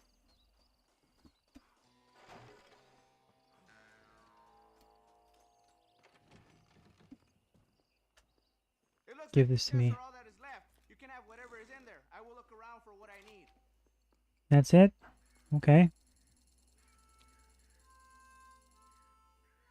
Whoa, we got the whole Fort Mercer. Nice. It's ours now. What can we find here? Empty rooms and more empty rooms. So the whole thing with him is just... And then, yeah, he started criticizing them because he liked Furiosa very much, even though it's a bad movie. But guess what? Nerdrotic also liked Furiosa. A lot of people liked Furiosa, but he didn't like the coverage. He didn't like that people were saying stuff like, oh, it performed poorly. And he didn't like people just being analytical about stuff. Insane, right? The rant guy, the guy who rants, doesn't like more in-depth takes. Okay? And he just doesn't like how it's become like a gimmick. And okay, maybe you have an argument there, or like maybe it's valid to some degree, but to then like turn against them and to make fun of them, ridicule them, like there's some sort of enemy, like that's just ridiculous. Like, why? And that's where he set himself, and he's been just acting unhinged, creating community posts where he's just calling everyone out, telling his own audience to unfollow him. Alright? Telling his audience to unfollow him. If you follow Zach, Comics Matter with your boy Zach, which is the dumbest channel change name. But if you follow him, essentially, he wanted you to unfollow him if you take issue with the fact that he was criticizing these YouTube channels, because they're just haters, because they hated Furiosa even though they didn't. And if he had a conversation, because I hated Furiosa, but I'd be willing to have a conversation about it and explain why, because he thinks it's just about like it's just a gimmick and you guys have turned this whole thing into a shtick. And it's like, no, there are actual reasons as to why people wouldn't like the film, and I'd like to talk about them and get into the plot, and I did in my review. And so you go on and say, abducted, we must rescue her. What? Okay, let's help him. He looks fairly high class. His wife got abducted. Let's see what he does. Let's see if he cheats us or something. I'd be willing to have these conversations, and guess what? I'm sure that Nerdrotic and all these guys would also be willing to have a conversation, willing to have him on like they said they were a long time ago. And the fact that he's just in his own little corner, ranting, acting all these rebellions, and being just an angry, petty little child, and his community posts, he's just obsessed with now, like, criticizing them. Okay. Shoot the rope to free the victim. Okay. Hold on. I want to shoot the rope. Ah, come on. What's going on? I'm shooting the rope. The heck? What is going on? You guys saw what I was doing? I was shooting the rope. Replay the thing. Replay the footage. Come on. You guys saw what I did. Ridiculous. Man. Anyway. So he's just being very snarky, and he's acting like a catty little baby. Needs a straitjacket to go with those delusions, says Nimbus. It's just really unfortunate. And it's like, he's not willing to have a conversation. He's just ranting on his own, and he's acting unhinged all the time. And it's like, I told them in the comments, why don't you just have a conversation with them? And it's just the most unhinged stuff, because he's like, oh, the Acolyte wasn't even that bad. It's just mostly these losers who just use... his big thing is that if you have super chats, you're just a loser or something like that. That's his whole thing now. If you have super chats, apparently it's a problem.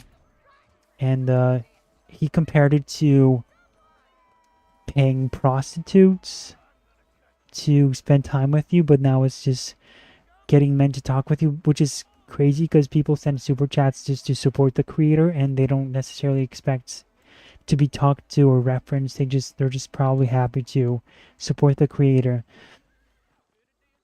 And that's it. Here we go. The sheriff is here. Mister, she's gone. Who is? My wife. She's gone. She went out picking mushrooms in the hills near Hanging Rock and they got her. The stories are true. What'd the police do about it? Oh, about as much as you'd expect. Made me fill out a form. Beryl ain't strong, but she's a good girl. He also had some other crazy takes.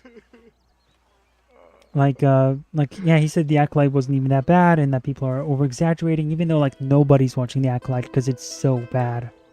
And yet here he is, like literally it's not showing up on the Nielsen charts. And he's like, he'd hate for you to bring up the Nielsen charts or the box office of anything. Because why can't you just enjoy things? Which is so hilarious, because obviously he knows it's ideology driven. He's been reviewing the same stuff as everyone else and on the same basis, making those same arguments, right? That he doesn't like that sort of excessive ideology in his media. And yet here he is complaining about it. About the people who have the same qualms. And only just because he finds it to be more gimmicky, and in reality he's just bleeding viewers and subscribers. He was like, he had what, 5 to 10,000 views. Like let's say he averaged 7,000 views when he was like, you know, losing relevance, but he still had his own community of fans. And now, after he's like told his fans to leave him alone, now he's averaging 3,000 views maybe per video. And I would say that he's probably happy with this. I think he's happy with having he's just happy to have his own corner, fine. But who's going to buy your books? To quote Kelly Sue DeConnick, don't buy my book, right? Who's going to buy your book? And like the people who, like so many people supported your work over the years, who do agree with these guys, and they do think they have something interesting to say, and yet here you are just turning on everyone. Like zero gratitude, zero self-awareness. Some crazy bores. Leave me alone. You guys have no place here. How many bullets can they take? Insane. And let's get you too, buddy. 4, I guess. Oh my! Leave me alone. There we go. That should do it. Yeah. By the way, there's been multiple missing people. We can't... Oh my gosh! The heck no! Oh heck no! Help me! How? I'm shooting this thing. He should be reacting. Oh, come on. I can't believe I got defeated by a warthog.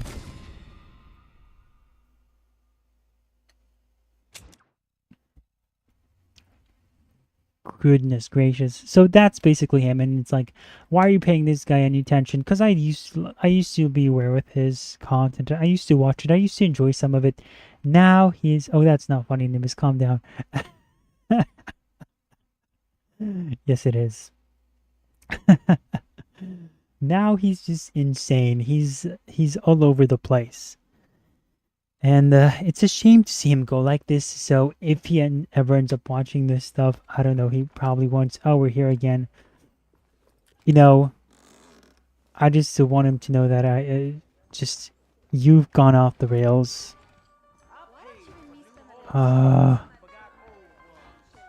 Move, harlot. What are you doing? Oh. What happened? I'm gonna cut you a new hole. Goddamn! You think I'm a joke? Go on then. Oh! Oh no! She's dead. Oh no. Anyway, let's go back to our location. This time I'm not getting off that horse. Turns out we were very safe on it. Who would have thunk? And yes, so now we're gonna get into his Batman the Cape Crusader review. That was his next thing. Oh, it's not that bad. And even though he like watched 3 episodes, which is fine. Okay, you're allowed to kind of like defend it or criticize it just off of 3 episodes. But the stuff he was making, like he's just, man, he's reaching. So let's finally get into his video. Let's not delay this any longer. And it's a longer one, so I think this is going to be, he talks about a lot of things. Since he's a ranter, he's going to talk about like the YouTube space, and he's going to talk about the show, and he's going to make his case, and we're going to basically be trying to counter it. And yeah, to see that indeed you are wrong, Zach. And I think he's just not there anymore. I think he's just dug himself into a hole, and he's just digging himself into a deeper one. Hi everyone, it's your boy Zach. So I'm in a bad mood. And it's just like, okay, so you know how your phone... He just sounds like a woman, I'm in a bad mood. And he just acts like catty all the time. Like the Twitter people, like Gail Simone, he used to criticize her for just being very like the Whisper Network, and how she would send her minions to do certain things, and like it's just feisty and catty. That's who Zach is right now. That's who he is. And he's got like these psychotic episodes. I mean, psychotic might be a bit much, but I sometimes, like, he does nothing sometimes but just post these things. By the way, this video has more dislikes than it has likes. 300 dislikes, 220 likes, I'm gonna say. So yeah, he's gonna be defending the show. Let's see what he's gonna say. Will sometimes get stuck in the sheets, and then if you kind of like flip them out to find it, it goes flying at 500 miles per hour. Well, aware of that phenomenon, I tried to like slowly unravel the comforter to find, and then it still did it. Not as fast and not as far, but it still just flew across the room. His little tangents. Anyway, so something's happening.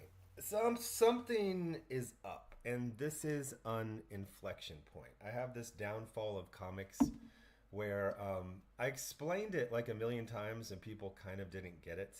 I was like, crucial points where the wrong decision was made or no decision was made. And then I asked for suggestions, and people would just mention like a random Tom Taylor comic that wasn't very good. It's like, no, that's not really good. Yeah, Tom Taylor has a lot of misses, and I agree that, you know, he does not, you cannot line that with the fall of comics. Tom Taylor did not fail comics as a whole. I think you got to look at like crucial moments, and I think you got to go back to 2000s when Image started to take in a lot more indie creators, and a lot of people started to seek comic books as an opportunity to get their stories spun into or sold as TV shows or movies. And then Image also introduced a lot of just weirdos into comics. People who, and Vertigo too, people who did not necessarily like comics, but they saw it as an opportunity, number one, and number two, just insane leftists infiltrating the entire industry, unlike before. Because there's always been leftists, there's always been liberals in comic books, and so there's nothing new there. But in the 2000s, you had an insane amount of people who would just jump into it, and I would say that's probably more accurate than whatever we're seeing now, because that's just a natural progression of things. If you're going to allow a wolf into your I don't know, your garden or whatever, he's eventually going to take off the sheep's clothing and just reveal himself and eat everything, including your sheeps.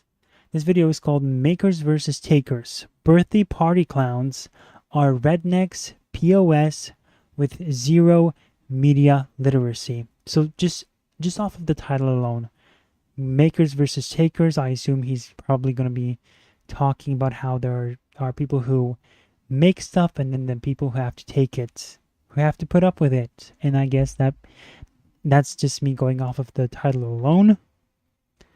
So people who create media and then people who have to just put up with the fact that they will never create anything. They just have to sit and take it in the ass. Like, that's it. That's all you're ever going to do. And you're just going to complain, even though that's what you've done. And that's what you're kind of doing right now. And I don't see how it's any different. Except they kind of stick to certain points. Whereas you just kind of like to rant about it. That's your approach, which is fine. And that's it. And so the title continues. He refers to these YouTube channels as birthday party clowns. And apparently the lore behind that is, because I didn't know it until I read the comments, thankfully, because somebody had the same question. Apparently it's like a birthday party clown is a person who does the same thing, but they know it's kind of like a non-important job. So that's what he's comparing these YouTubers to. Nobodies, losers who don't have a lot going for them, who just stick to their stick, and that's it. That's his criticism, which is hilarious because that's what he's doing, and he's using his YouTube channel to create comic books. And apparently the irony is lost on him. I don't know, like, that's why a actual conversation would be productive. Because to me, he's just a hypocrite. And maybe if he wanted to speak to someone, not you guys now. Maybe if he spoke, oh my gosh, don't get scared. Maybe if he spoke and actually actually made points, then maybe somebody would get somewhere. Hey, I tried to shoot you. Oh no, I hit my horse. Oh no. We're getting out of here. Oh no, leave me alone. Where are you? There you are. Let's kill you. Okay, and here we have the mark. All this for a dead person. There's been multiple dead people like this, by the way. Anyway, I forgot what I was talking about. I'm gonna order another horse. Oh no, not another wolf. Another horse. Game, listen to me. Okay, can I skin it even? No. Anyway, I forgot what I was talking about. Oh yeah, birthday clowns. So that's like his backstory of the birthday clowns. So he calls them birthday clowns. And it's the insane thing. And then he says, birthday party clowns are rednecks, POS, with zero media literacy. So this gets me, because in his community posts, he always complains that, Nerdrotic and all these channels, he doesn't usually name them, but he says these channels are crowd captured. I think that's the term. They just have to repeat certain phrases that, make their audiences feel good. You have to pander to your audience, and you're stuck in this loop of constantly needing to repeat things and repeating things that somebody else wants you to say instead of them coming from you. And so he's calling their integrity into question just because they repeat the popular thing, I guess, to say, or the populist thing to say, even though they're right. Like, again, it's like he doesn't want to have a conversation. He's very anti-conversation. The way he approaches things is people usually call him out in the comments, and he either ignores his comments or he screenshots them and puts them up on his community posts again. And then people who respond, sometimes the person he screenshots responds, and he just hearts. Get away. I'm just getting out of here. I'm going on foot.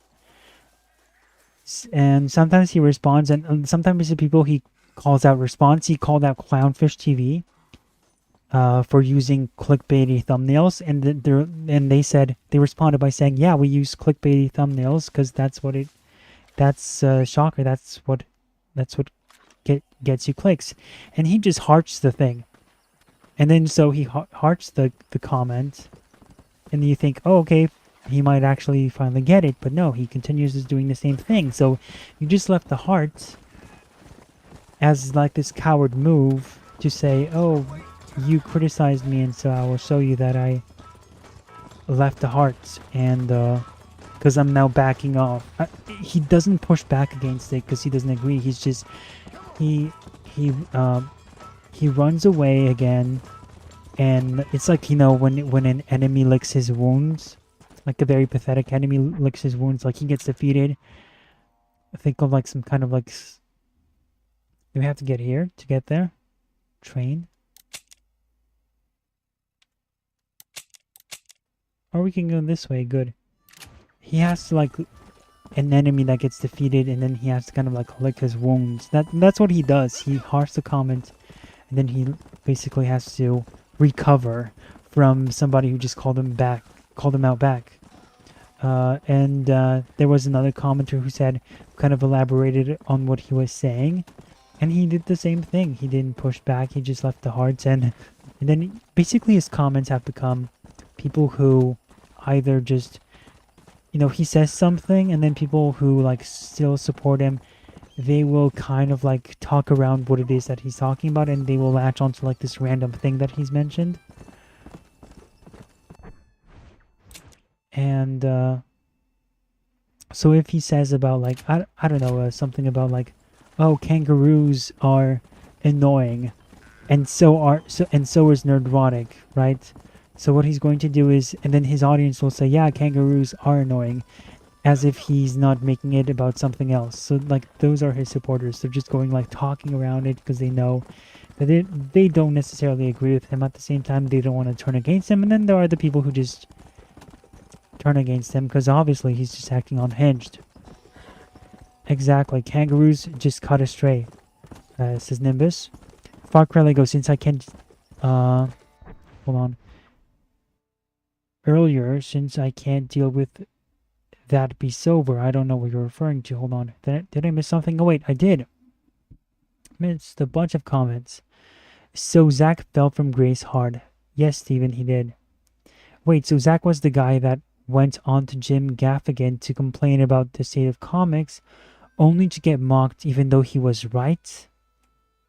Yeah, and he kind of walked into that one, didn't he? For a guy who covers the comic industry, you'd think he'd know better.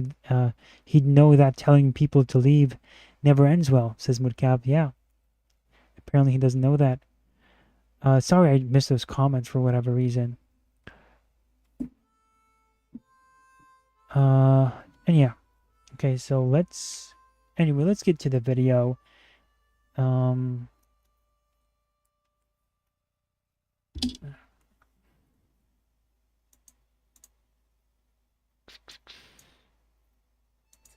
But it feels like right now, with geek, whatever, anti-SJW YouTube. By the way, who still uses the phrases anti-SJW? Speaking of catchphrases, oh yeah, so he uses like terms like crowd capture or audience capture. That's what it is. When you get captured by your audience to say the things they want you to say. And then he says, I think, canned phrases. That's something else he uses. He says, these YouTubers just keep repeating canned phrases, which is like overused phrases that people use to criticize something.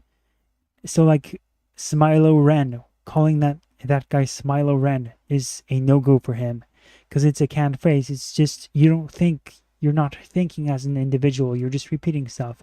Okay, sure, but he can also think as an individual and still use these so-called canned phrases. And anti-SJW, media literacy, which is in your title, that's also a canned phrase. You're also using canned phrases, so you're a hypocrite. And anybody who pushes back against them they're not going to get a response. Things are changing. Things Not are just for the changing. worse, for the much worse.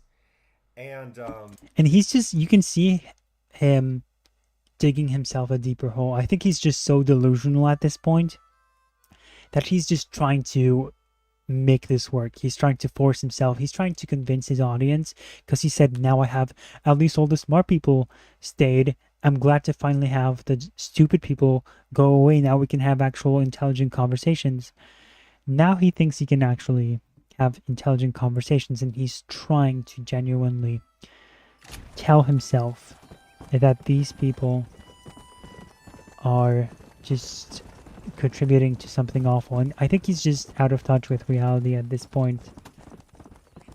I've been thinking about it a lot, and I've been getting a lot of pressure to stop thinking about it and just do what I'm told. Nobody's pressuring you. That's the thing. It's like, I encourage you to actually talk more about it. Talk about the people, talk with the people who perhaps disagree with you. Talk it out. But you're not doing it. You're just being a coward. You're just a coward. That's it. You don't want to talk about it. You just want to stay in your little corner, which is fine. But the problem with that is you don't want to engage in conversation. Even though there are people who would, by the way, the people you're criticizing right now very hard, they would treat you much better than the other people that you're criticizing as well. So I don't understand what the point of this is. I don't know why you had to go there, but you did. And so people are pressuring me to stop talking about it. No, you're just being stupid. And we want to have actual conversations about this stuff with you, but you don't want to have them. That's the problem. But basically what's happening is it's no longer Hosuke, we all like Dick, says Hosuke. Channing Tatum is aging like fine wine, 43 and still looking a 30-year. And I must say, now that he has been cast as Gambit, he never looked the part regardless of age. I gotta say, I think Channing Tatum looks very old now. I see all the wrinkles. And he's an awful Gambit, very fat, of course. Maybe he's not fat, but he's bulky, but he looks fat in the costume. Hosuke, he could have been cast during the early 2010s, and you couldn't convince me he's an accurate portrayal. Looks and writing-wise, yeah, he's a joke version, which makes it that much worse when people say, we should get this movie version of him. There are people who are genuinely saying he is the perfect Gambit. And at that point, I even question, do you know that he's supposed to be a joke in this? Because I do. And the fact that you called him the perfect version of Gambit, I mean, you just gotta elaborate on that. Actual criticism and actually enjoying things. It's much more akin to being like a just enjoy things. Metallurgist hired. You know when that the ship hit that bridge and it collapsed? So you know what they're going to do. They're going to inspect all the local bridges. So like you're going to a beam of an old iron bridge and you're like looking at it from micro like cracks. And it's like I was going to wait until I finished the whole season. I'm on I just started episode 3, I believe. The Catwoman episode. And but he was trying to use the Catwoman episode. Hey, we've gotten a very accurate Catwoman in this series. Why does anybody have a problem? Why does nobody talk about that?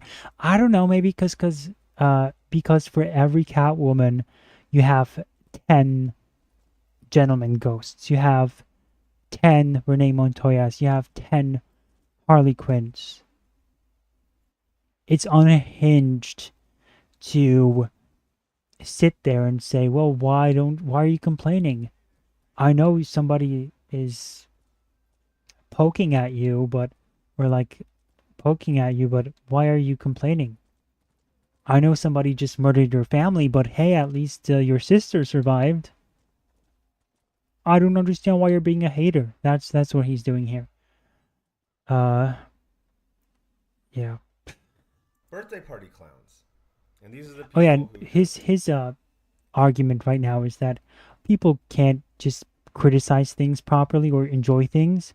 They're doing too much analysis. That's what he's saying, because he's bringing up all these construction workers and those meteorologists, and he's saying, oh, they go in there to inspect the bridges and stuff. And it's like, okay, so you mean, yeah, they're analyzing the series. That's too much analysis, means it's just dishonest, supposedly. Okay, people are supposed to not analyze stuff and break down the scenes and look at the reception on stuff to get a better read of stuff. No, not at all. We're just supposed to kind of say if we like it and then kind of get to kind of be ranty about it and just basically be you. Okay. lives. Who, like, nobody wants to watch people who kind of break down stuff, right? I do. So Streams, give me super chats. I don't want a regular job. Everything is terrible except for, by coincidence, super chats. hold on.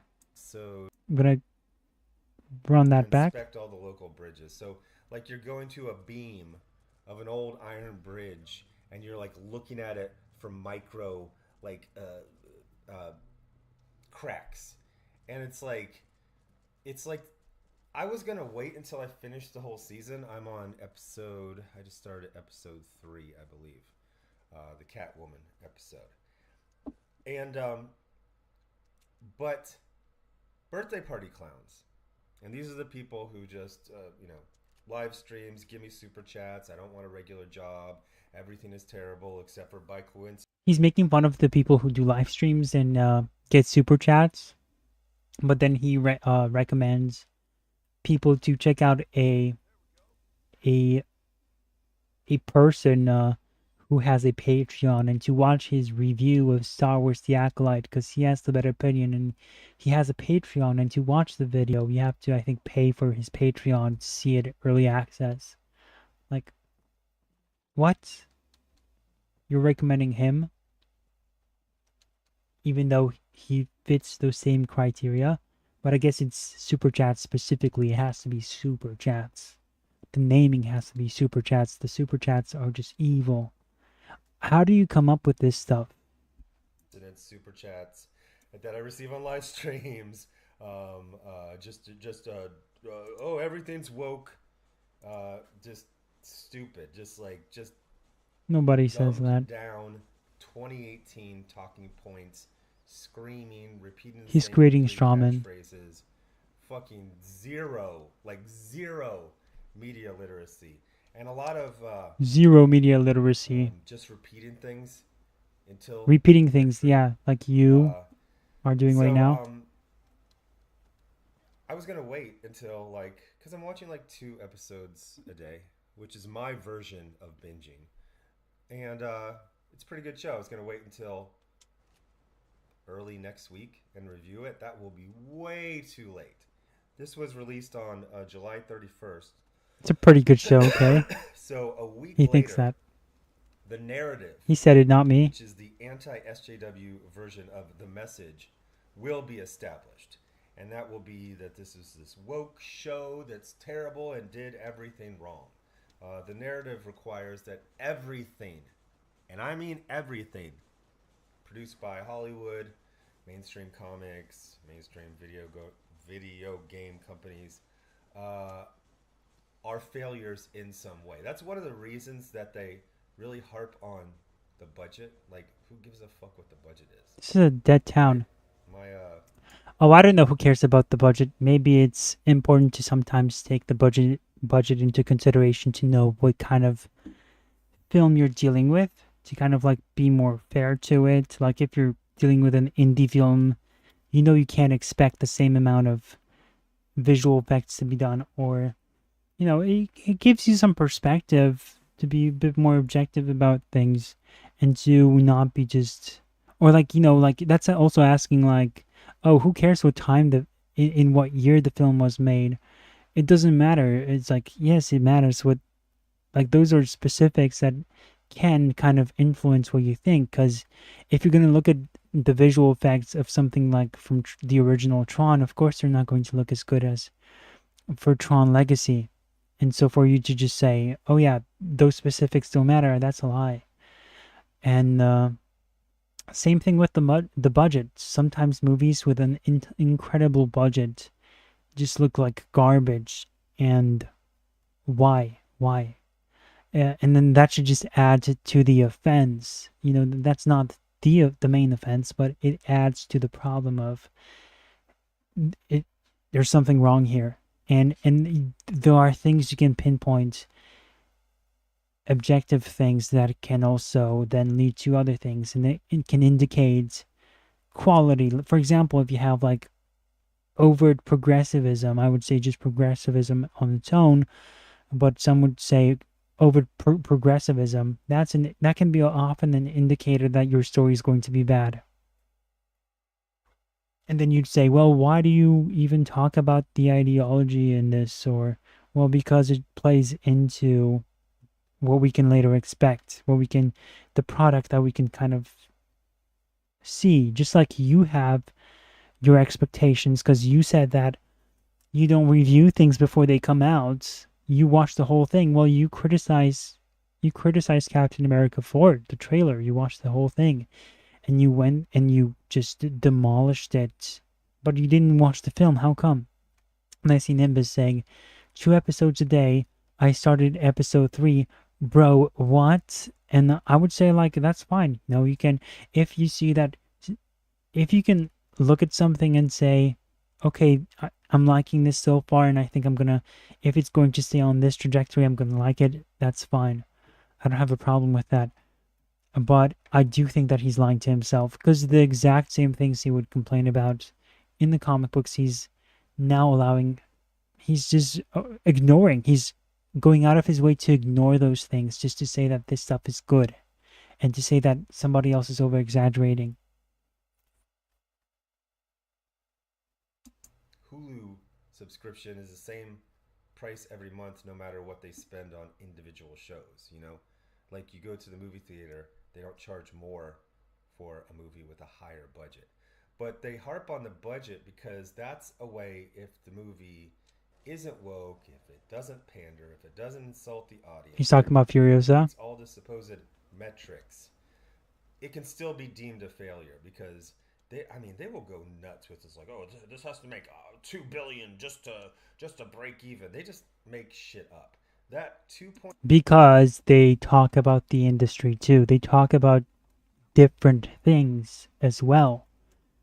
They talk about the state of the industry and how that's going to influence the decisions of the company. And yes, that's going to make it a failure.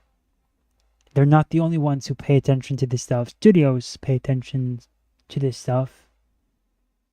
If a film bombs, chances are they're not going to greenlight or make a sequel, and their entire franchise is just going to crumble. Anyway, let's listen to what's going to happen here. Let's see.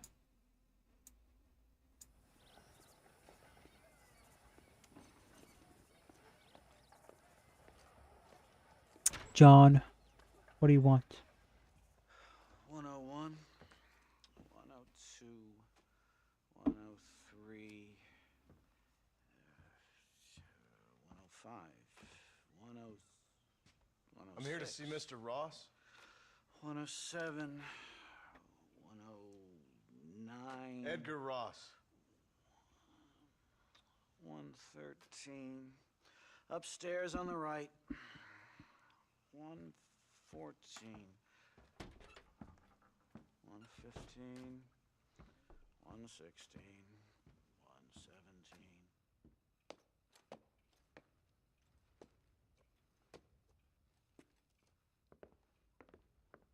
117. Mr. Marston, so glad to see you. How was your journey? Where's my wife and son? Being well looked after. Well looked after. I want to see him. Mr. Ross wants to speak with you. We've had some... If you guys notice his jacket right now, you can see clipping, which is You don't see it in this frame, but you're gonna see it on his shoulder, the back, like right now at the back. You're gonna see his clothes from the inside, just kind of like phase through his jacket. That's called clipping. That's not why I paused it. I paused it because I wanted to point out that yeah, that's they have his son. The government has his daughter and son, and that's why he's doing what it is that he's doing. Important developments. You want me to take out a gun and blow a fucking hole in your head right here? Right now? You want that? Mr. Marston. You want that? Mr. Marston, I ask you to calm down. Why? Why? I did what you asked. I got you Williamson and Escuela. It's over. Stop playing games with me. No one's playing games with you, Mr. Marston. But if we were to play some games, there'd be some interesting ones we could play. Is that Mr. Johns? Like hanging you for murder. Or confiscating all your property. Like that little farm of yours. Or having you put in an electric chair. Those are the sort of games we could play. But we choose to play a different game. So calm down and play along with us. Where's my wife? You know, I forget. But I hear it's very nice this time of year. Mr. Marston, please. I've never insulted your meager intelligence. Do not insult mine. Dang. We've done this little deal for your freedom in exchange for all your men from your old gang. You gave us Williamson and Escuela. We still don't have Vanderlyn. But now we know where he is. Then go and shoot him. No, sir. I want you to shoot him for me. Why? And then I'll let you be. The last thing I want to do is make martyrs out of all these people. He could be killed by some petty squab or by another lowlife. We believe Vanderlyn is holed up with a group of renegades near the wreck of the Serendipity riverboat. Yes. Another group of renegades. Obviously, the first group, your group, has, shall we say, been disbanded? Anyway, Mr. Ford and Mr. Marston, shall we go? Oh, Mr. Marston, your wife and son are doing well. Let's both try to ensure things stay that way. Okay? After you, sir.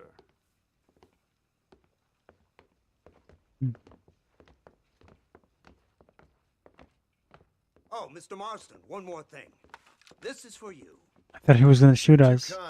See, I have nothing but your best interest at heart. I wonder if the doesn't go off by mistake.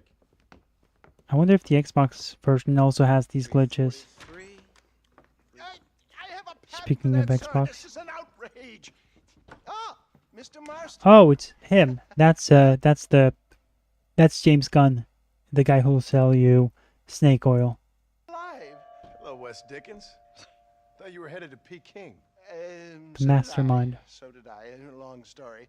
But now it seems I'm being put under arrest and charged with narcotic possession or some other such nonsense. Ross, have him release this man. Why? Because he's a harmless old fraud, the kind of man that built this country. And because he helped me get Williamson. I Did you don't know hear about that, that. officer? The man's a hero. Let him go.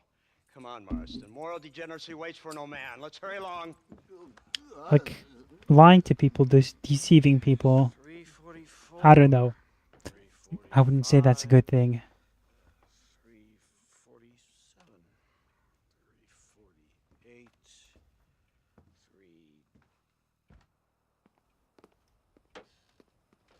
3.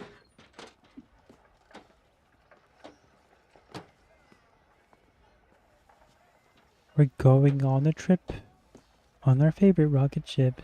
All right, Mr. Fordham, onward. Accompany Agent Ross to the Serendipity. Are they going to say something? Lawmakers and lawbreakers working together for the good of civilization. Like you always say, sir, the higher the stakes, the smarter you have to play the game. Let's skip. I can't imagine I ever said anything quite so trite.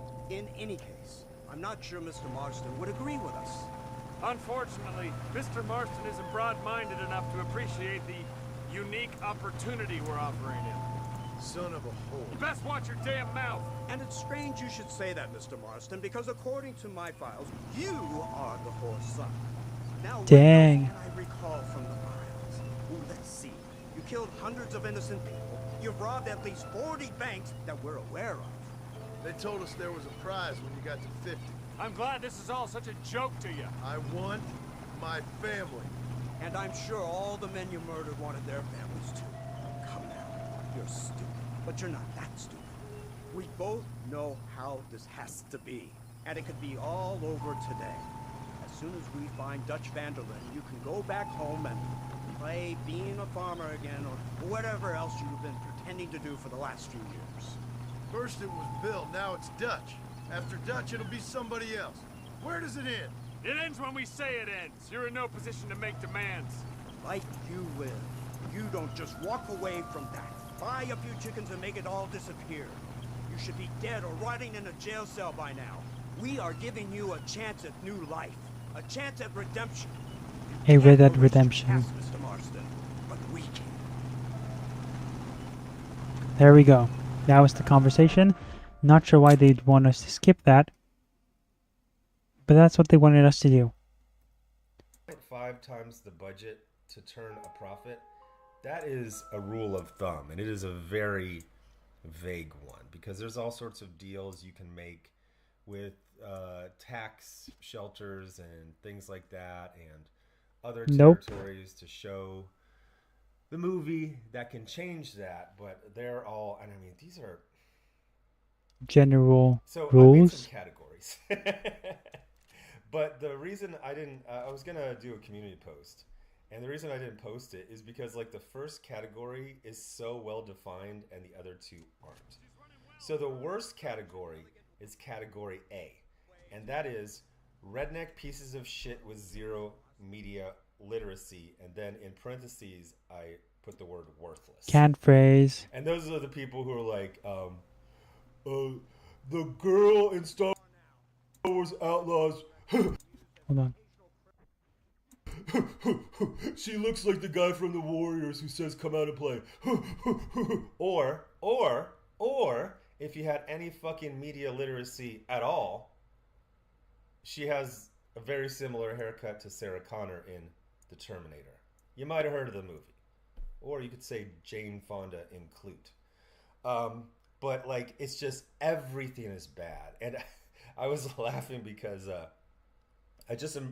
was just imagining, like, just imagine it's like the 1980s and your dad comes home and he's like, hey, sport, I need you to be quiet and stay in your room.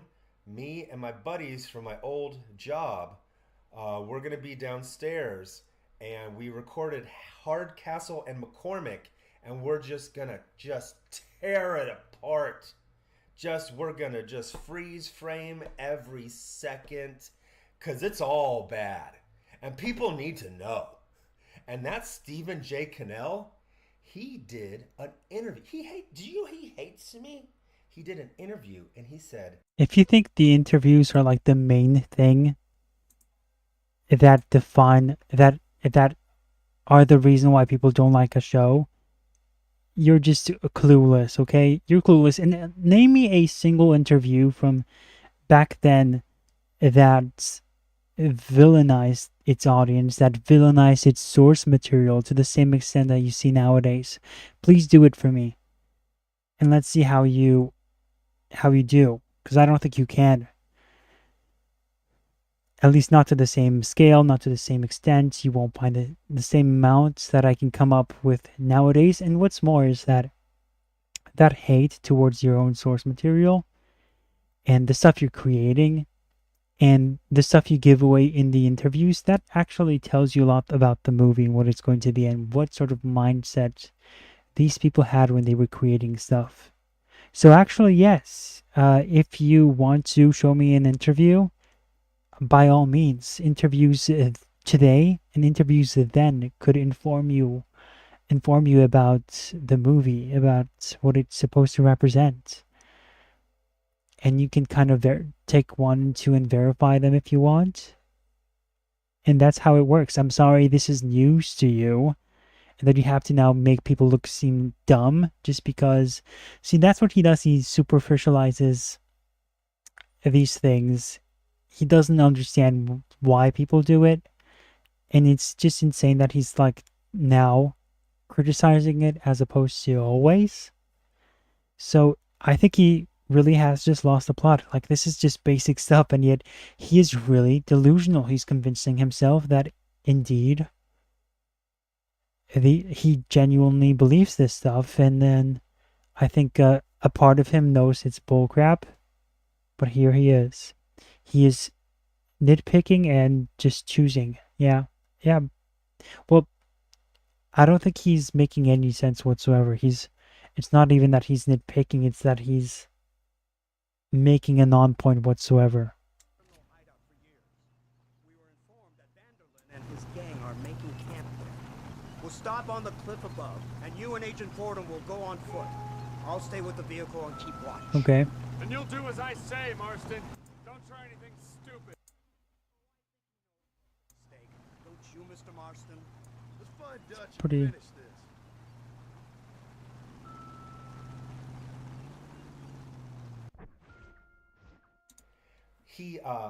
He doesn't like people who can't enjoy a lazy Sunday morning, and I can't enjoy it. And so he hates me, and he hates you, and he hates all of us. And don't even get me started on Mike Post. But you wouldn't be like, my dad's a hero. You'd be like, holy shit, my dad is a fucking loser. And that's if he did that. That's the first time he did No, that. I If he wouldn't made that- actually. I don't mind if my dad were to tell me, hey, actually take a look at this. Oh, it's a cool looking location. I don't mind if my dad were to tell me. Okay, let's listen to him. We go in, take him down, get the hell out of here. Quick and clean. You leave Dutch to me. We don't want you getting that. This is If you step out of line, even once, well, I hope you're aware of the consequences. this is where we get to meet the Dutch, the lady from the different marketing materials. Yeah, if my dad were to tell me, hey, take a look at this interview, isn't it unhinged? I would say, yeah, thanks for telling me. That's it. Come on, man, lead the way. Seems real quiet, don't you think? You tell me. Maybe Dutch caught wind of things. That informant better not have been lying to us. Keep your eyes open. He's like, hey, son, I don't go to work anymore. I just have my buddies from the factory I used to work at. We just freeze frame Hardcastle and McCormick every single episode, and I tell them all the things that's wrong with it. And I hope you're aware that film criticism was a thing back then too. then, I pass the hat around, and they give me some change like a fucking homeless person on the corner, just panhandling. So category A, redneck pieces of shit with zero media literacy, in parentheses worthless. Category B was formerly good channels who are severely audience captured, and then in parentheses I said unsalvageable. Did I say second? That should have been category B. Category C So this is how he's coping. This is how he's doing it. was formerly good channels who are mildly audience captured, in parentheses. This is how he doesn't get to actually answer to for whatever it is that he's doing, because if you're going to push back on him, then he's going to say, oh yeah, you belong in the, never mind, you belong in the second category, not the last one. So I couldn't wait for a week to watch a show of 10 episodes, because by then the narrative would be, this is the most woke, DEI, soy, blah blah blah blah blah blah blah. And here, Jeez. it's okay. It's okay. It's not okay. It's pretty solid.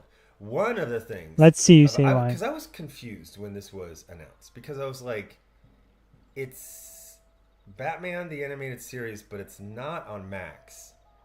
It was pitched and then it was rejected, and then Amazon Prime said they would show it, and it vaguely looks like Batman the Animated Series, and it has like... Over here! I found him! Good God, that's our informant. There we go, the first native. It's a trap. Shit, Marston, you'll have to carry this What? man. They were waiting for us here? Oh my God! What the? They were waiting for us? Stay down. Let's just keep going, yes. Like Bruce Timm doing designs, but it's He's still on a this soft page. reboot. Okay, so it's a soft reboot. But Batman the Animated Series is one of those Whoa, shows his where gun was everyone talks glitching. about it like it was fucking perfect. And I'm an OG. I was there. I was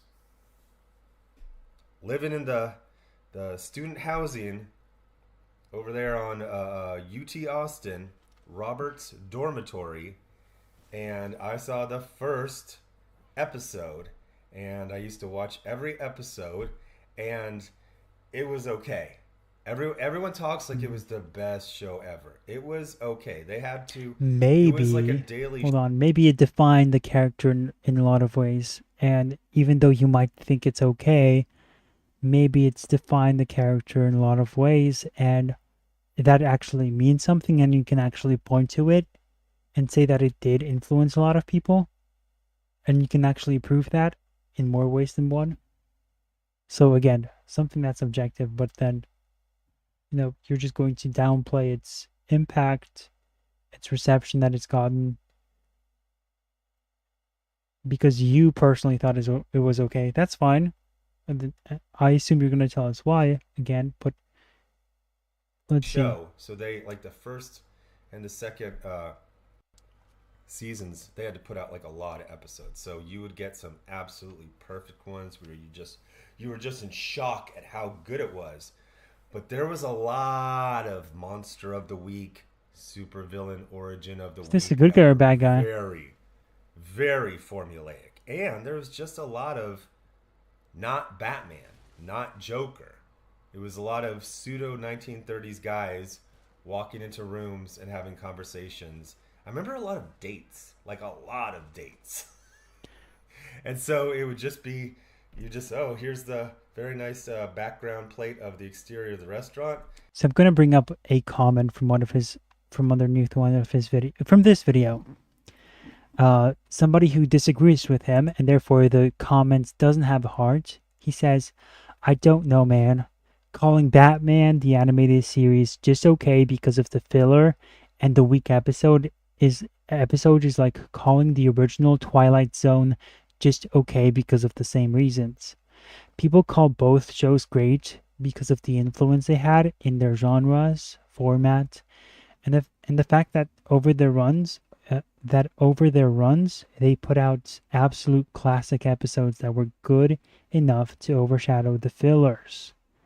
Time will tell if Cape Crusader has enough bangers in it to be as good as the animated series, or just some okay show that nobody remembers in a few years. It's not okay. It's not even an okay show. But anyway, he ends it by saying, also it's a small detail, but I don't like Batman's design here. Dude looks like Hollow Knight. I agree with him, not about the Hollow Knight parts, because it's obviously inspired by the very early interpretation of Batman, or the original version. But I agree with what he said. You're going to... Isn't it hilarious? Isn't it hilarious? For an awful show like this one, he's going to, hey guys, look, a comics accurate Catwoman out of everything else that's wrong with this show. He's going to point at like the few things that work. But then when it comes to Batman the Animated Series, he's going to call it just okay because he's going to just hone in on the few filler or weaker episodes. And so let's see where it took him. He's saying that Batman Caped Crusader, he called it good. Just off of 3 episodes, by the way, but he called it good. That's fine. He calls it good. And then Batman the Animated Series is just okay.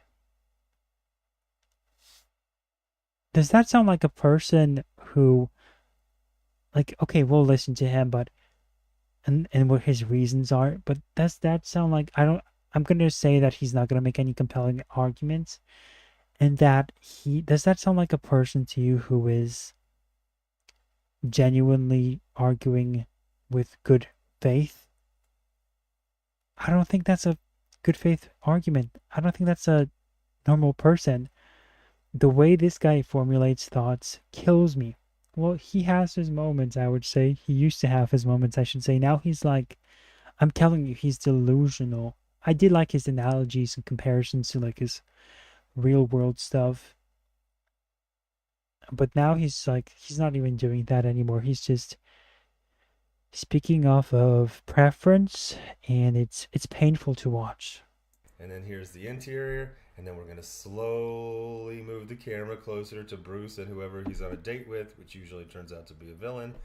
And like it's Batman Mask of the Phantasm. I think people remember the whole series as good as Mask of the Phantasm, but I challenge you, go find some DVD, box set of a whole season and just try to watch it, and you will be skipping scenes, episodes, and you'd be like, oh god, Bruce is on a date again. He's on so many dates.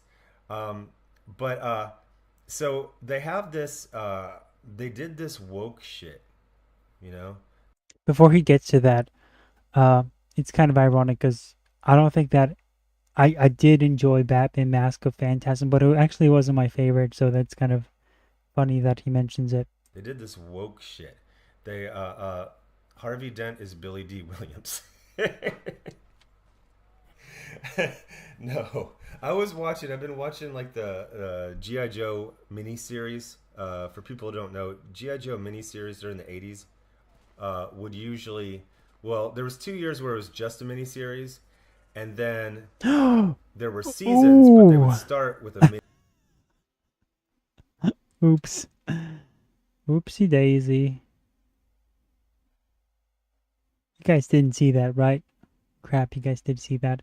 It's over. Miniseries, and usually the miniseries would be higher quality than the rest of the season. But in, I think it was 1989, the season eliminated a real American hero. Even though it was like visible on the screen, if I remember correctly, they said international hero. Oh my god, would the birthday party clowns lose their collective minds if that happened. What? I don't get right what he's now. saying here. But this show is fine. The swaps are Because of what? Who called who an American hero? I don't know. I was too busy dying, so you guys can tell me who was being called an American hero. Mask of the Phantasm isn't as good as the main series. I find it boring and pretty cheap for a Joker origin with what they do. Dang, Nimbus. I don't think it was that bad. I mean, it's the thing about the Joker origin, you gotta realize again, going back to the time frame, was the Joker's origin ever established back then? Was it ever a big deal that he didn't have an origin story? It wasn't. It wasn't. This idea that the Joker didn't have an origin story, and that's like a Joker thing that he doesn't have one. I don't think that was like instilled into the character yet. So I think like if you take that into consideration, it plays differently, definitely, and it definitely played differently for the people who actually hold on.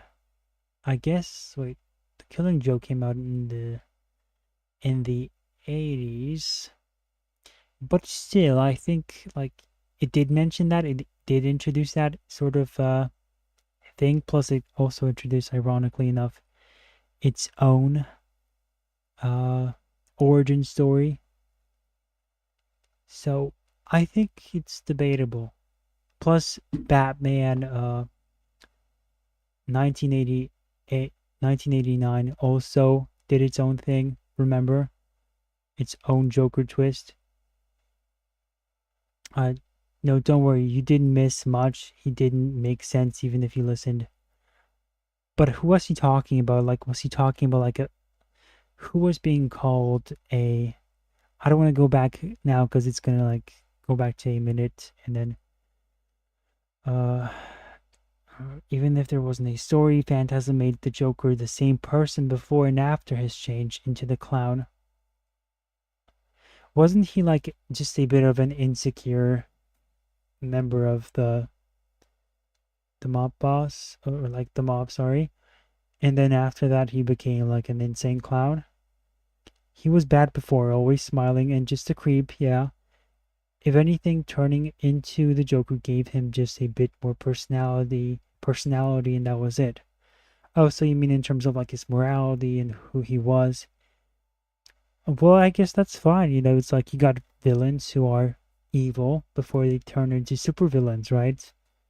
You got Sandman, who was a bad guy, and then the powers just made him worse.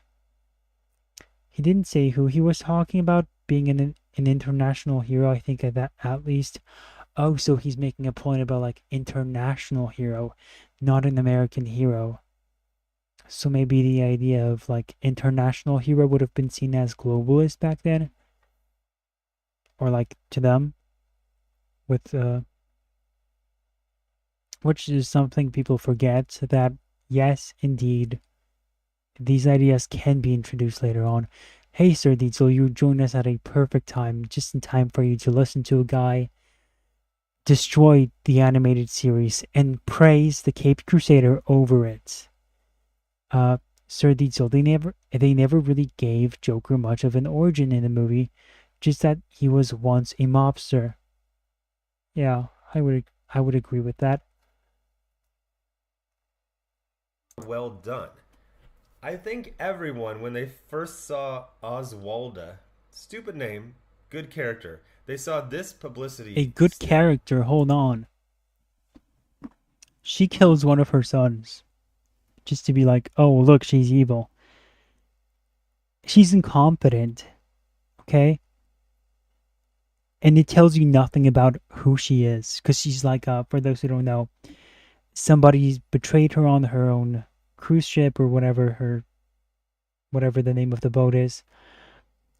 And she suspects it's one of the people who are the closest to her, and she suspects one of her youngest children, because one of the guys looks at him, and she kills him for that reason.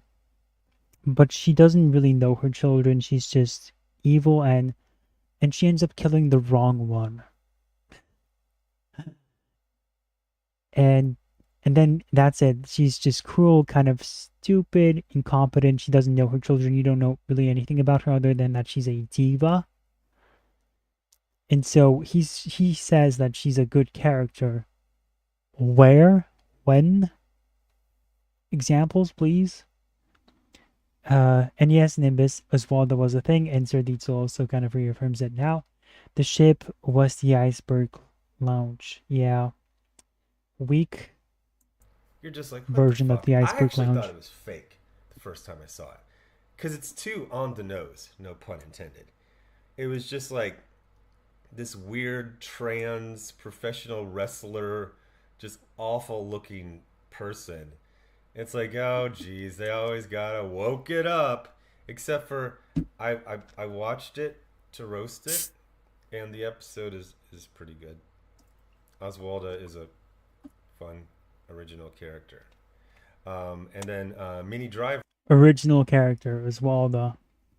She's an original character now. Okay, not a gender swap, but whatever. So, okay, she's a good original character. Please get into the details. Are you gonna do that, or are you just gonna just say she's good and leave it at that?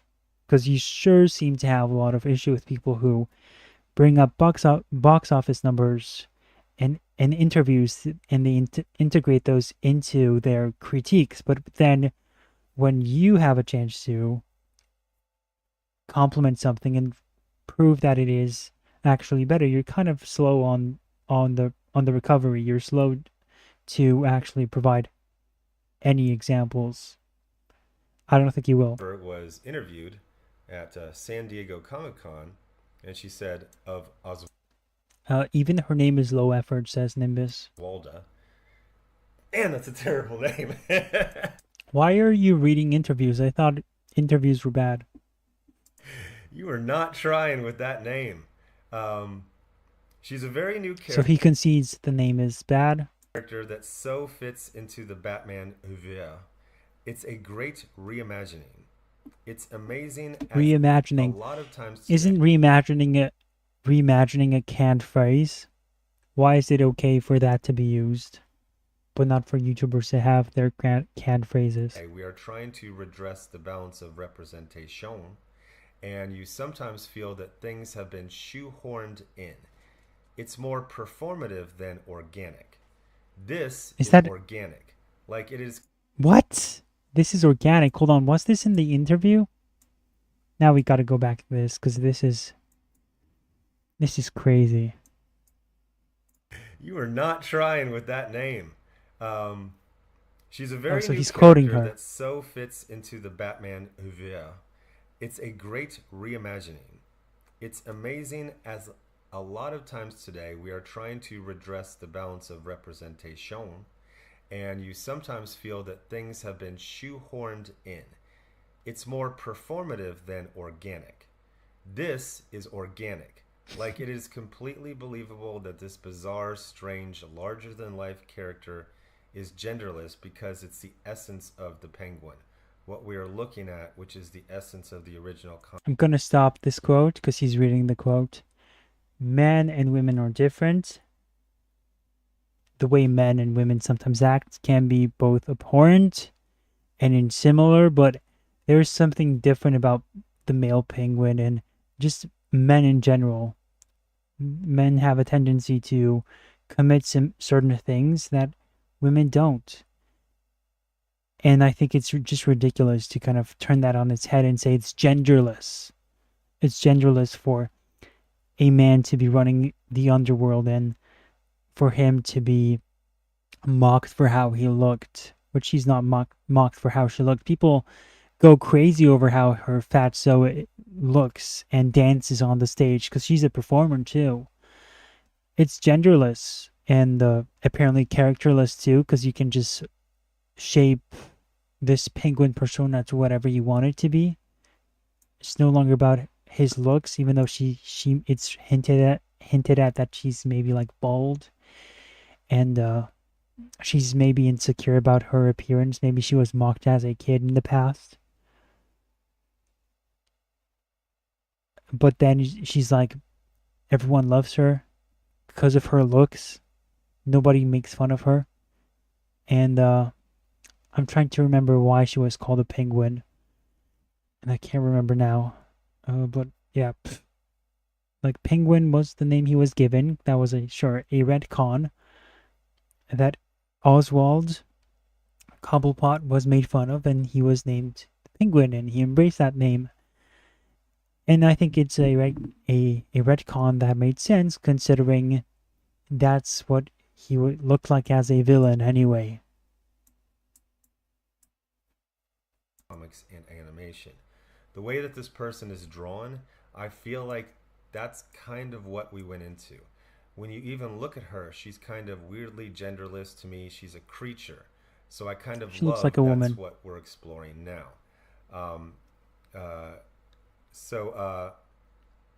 It's when you first see this character, it's fucking weird because she's in a cabaret and you're like, okay, is this like a drag queen thing? And then she starts like sashaying around the room and people are laughing because it's like, I don't know, it's kind of uncomfortable. But it just makes me think it's like, oh, this is supposed to be like when people go to like drag queen shows and it's just kind of like to laugh and it's like lighthearted. Or it's kind of like the difference between like when men go to strip clubs and women. Like when men go to a strip club, it's like super sad. But when women go to a strip club, it's just like giggling and like wearing tiaras and stuff like that. There were men watching. What are you talking about right now? What is there a point here? Like, why are we talking about this right now? So it's a cabaret, you know. It's not a strip club per se. So this very weird kind of genderless person, that's actually was kind of traditionally what you would find at cabaret entertainment. So I was like, oh, I get it. It's like a cabaret thing. So she plays into her feminine side. She approaches the men. She's playful with them. She flirts with them. Genderless? I don't really see that. Sir Diesel, Nothing Changed was Nothing changed was organic at all. It was so forced you even commented how they were acting like she was hot stuff. Yeah. And guess what? They were giggling like women. The men, of course, were doing that. Steven, men roast each other for looks every day. Even good-looking dudes get roasted. And men don't just flirt with Lizzo, people like Lizzo. They also would make fun of Lizzo, or maybe they would sing along, but they wouldn't start flirting with Lizzo. Okay? Nimbus, gender informs personality on level. To say different is brainless. Yeah. And I think he's saying that too now, like when it comes to strip clubs, right? But the actress is definitely brainless when she said that. Uh, did anyone call her Fatswalda? Steven. I didn't think of that, but that's a good catchphrase, and it should be a canned phrase. Fatswalda. And Nimbus. Fatswalda is dancing around in this show. WTF? Yes, it's part of the cabaret. Steven, this sounds increasingly worse. I mean, it's like, yeah, it's kind of bad. But it's not as long as you would expect it to be. But she's putting on a performance. She's just dancing casually around. I would say nothing too like grandiose. But it's like, it is bad. It is, because it's like, why are you dancing? Why are you flirting with these people? How do you have like this stage presence that everyone is just enjoying it? What goes into this backstory of like you're famous for this? Apparently, are you a performer? Do you organize this? Are you everything? Why, how did it come to this way? And you get none of it other than, yeah, she just does this and everyone just smiles along and flirts. Yeah, she was dancing and singing when they first introduced her, says Sir Diesel. Now they are dudes that like big women like Lizzo. Not most, but the ones that do are vocal. I haven't met one guy who would want to hook up with Lizzo. Maybe they're big themselves. This keeps getting worse, says Nimbus. They did this crap to Black Mask and Birds of Prey. Now they hit Penguin. What is going on? Well, Black Mask. Wait, was Black Mask dancing? Is that what you're referring to? Black Mask was dancing during one of his... Or maybe you're referring to the fact that he was like running a club? But he wasn't performing, was he? So what are you referring to, Nimbus? It's like the merged Penguin and the girls he had working in his lounge into one. Like, if you have any media literacy at all, you're aware of, like, especially in Germany and New York City, Chicago back in the 30s, cabaret was this form of entertainment. It wasn't quite a drag queen show, but I would say it was more in that realm. It was kind of like a campy dance. Why was she dancing? Why was she the one dancing? All two of them. So, if you're not a redneck piece of shit with zero media literacy, you're like, they made a penguin a damn female. But if you have any media literacy, you're like, oh, this is like Cabaret the movie or Wait, no. What are you talking about? Like, you can't say, oh, she's not... She was, like, somebody says, oh, they made her a female. And then you say, no, actually, she is a part of a cabaret. So you're saying she's not a woman? Because she was a woman. She was a mother of 2 kids, too. Like, you're aware that she was a woman. So, and I understand that you probably think that she was a woman, too. So, why are you bringing up cabaret as though she wasn't a woman? Like, what is this line of reasoning here? You're losing me a lot of times during this. Like making references to cabarets. So, like, is that supposed to change the fact that, her dancing, her acting that way Where does that come from? What does that have to do with Penguin? Tell me about that. Like, if you're doing a Penguin, what does that have to do with Penguin? And I don't think he will have an answer to that. Imagine we see Darth Vader show up in a strip club dancing on the pole. It'd be hell. It says Nimbus, and then Far Cry Lego says it'd be hella weird. Cabaret the play, or if you know about cabarets in Europe, specifically Germany in the 1930s, and if you know about Chicago the play, which is also a movie, We which know. is cabaret. Like, if We you know know. about things that aren't live streams, you get it. He's discriminating, I guess. He's creating a straw man, really. That's what it is. Oh, you don't know about cabarets, therefore you should be okay with this gender swap. But the cabarets don't explain the gender swap.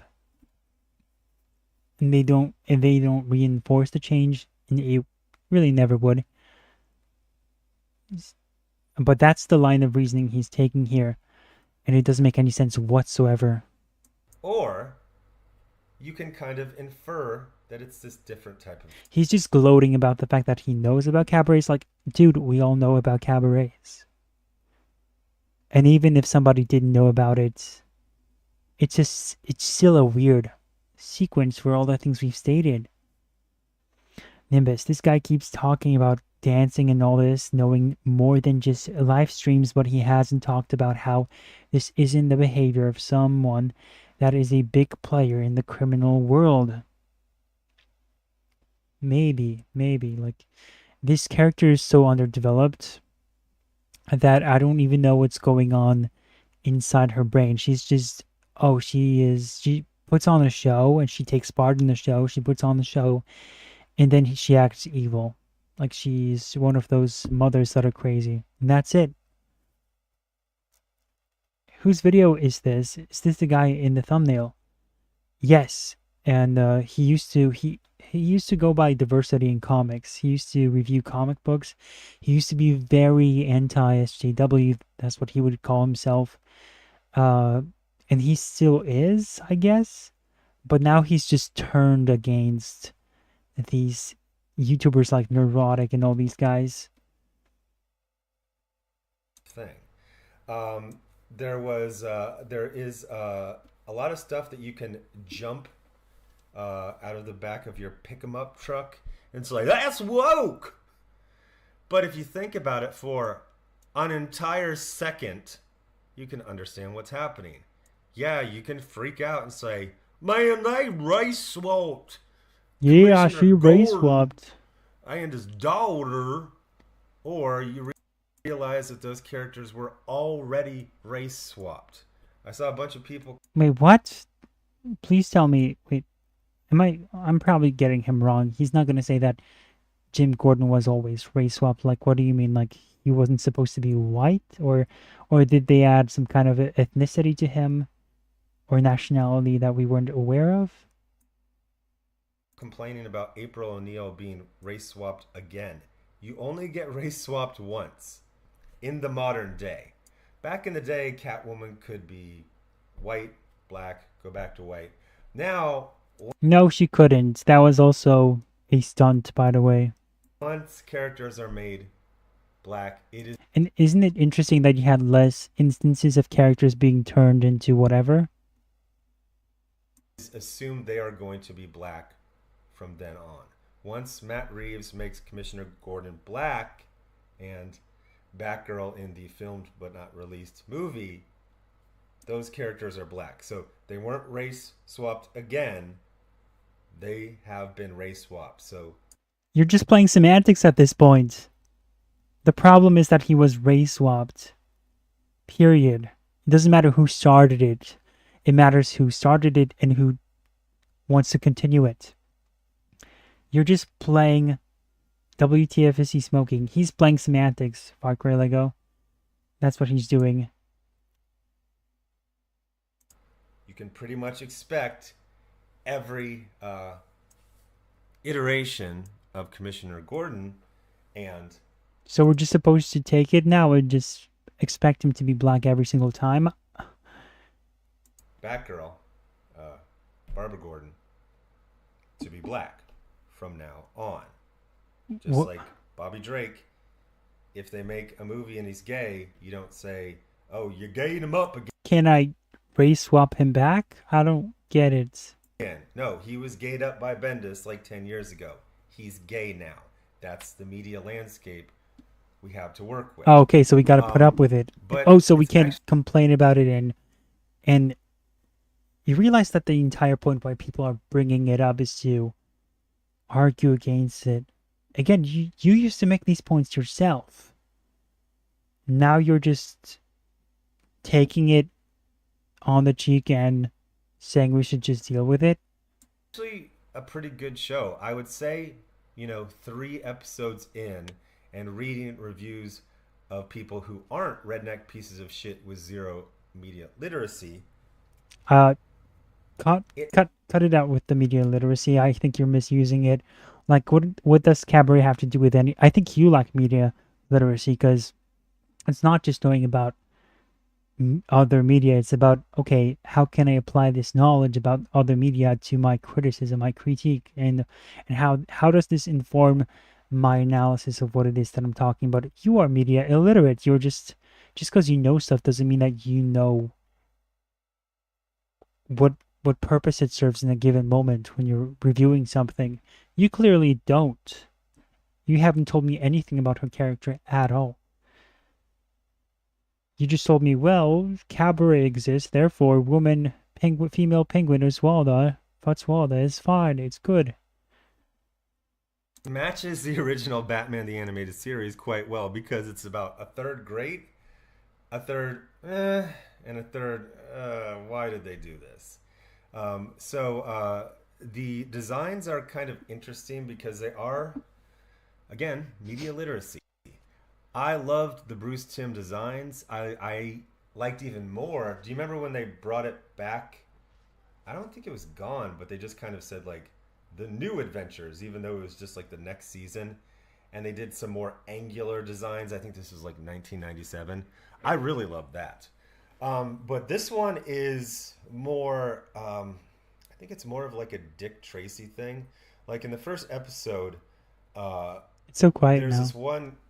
There's a scene where After I Bruce killed all those is guys on the deck of Oswalda's ship, and you see this like really ugly guy like walking toward the camera, and you're like, what the fuck is that? And it's like, oh, sometimes the animators, they put caricatures of the other animators, and he'll be gone. It's, again, media literacy, knowing about something besides just go, that's woke! It's such insight, the nuance of it all. I don't know what he's referencing. Maybe somebody had like issue with how one character was animated, and then that it was a reference to one of the animators. Okay, so that's like one tiny thing somebody was nitpicking, and then you disapprove that person's nitpicking, and suddenly they're wrong on everything. I don't like. What are you doing, buddy? Woke! They changed the penguin to a damn female. Okay, watch the show there, Jethro, and have some sort of actual integrity. The thing about most of these birthday party clowns is 15 years ago they were on Facebook just arguing politics. Back in the day, you could just argue politics. But then there was a problem for political partisans, for political activists, in that you could get most people to talk about politics during election years. But then, like a week after the election was over, that would all disappear for like 4 more years in America. We have other smaller elections in between the... Well, that's just the landscape. That's when you said that's just the media landscape we live in. Well, that's just the landscape that's the cultural and political landscape we live in now. You got to deal with it, baby. Why are you complaining about it, huh? So what happened is these people are political. Everything is just politics all day long. Yes, as it so they said, like, should. hey, if we talk about presidential elections, we can only argue once every 4 years. But if we spread out into like every single hobby, then we can just talk politics all day long every day. Yes, good job. I mean, there's literally been Stuff articles means about something. like crochet. People who like refuse to understand that. Oh, I want to do this. Hold on. People who refuse to acknowledge the fact that yes, media is political, even to the slightest of like what is good and what is evil. That's the way you define good and evil. That's political. So I know it's not the tradition like what you normally think when somebody says political, but it's true. That guy's fast, dang. Has like culture wars in that community. So there's a bunch of redneck pieces of shit with zero media literacy, in parentheses worthless. They don't know shit about these characters. God, one of the reasons I've gotten so angry at that Star Wars theory guy. Okay, hold on. Yes, he got angry at the Star Wars theory guy for hating on the Acolyte, and I haven't watched those videos, so I don't know if I'm going to be able to provide insight. But yes, as Nimbus says, I think Joker was the only new adventure design that I liked more because I don't like the original's eyes and face. Scarecrow was probably one that I liked better, says Sir Diesel, out of the designs. And Nimbus says Scarecrow, that's a good point. Sir Diesel, I think that the Batman Beyond Justice League 1 was far superior version to either one. 100% says Nimbus, no design has beaten the return of the Joker polished book look during the flashback. Just don't watch Star Wars Theory in general. Yeah, I don't watch him. I just watched one of his videos and recently, and that was it. Like, I don't usually watch him, but I figured he talked about Red Letter Media, and so I'm like, hey, I know this guy, so I just watched it for that reason. I think he said something else about Liam Neeson, Nimbus. Liam Neeson played Ra's al Ghul. I don't expect Ra's to be white after the fact. Same. It used to always be used against me. Oh wait, sorry. Yeah, the cutscene.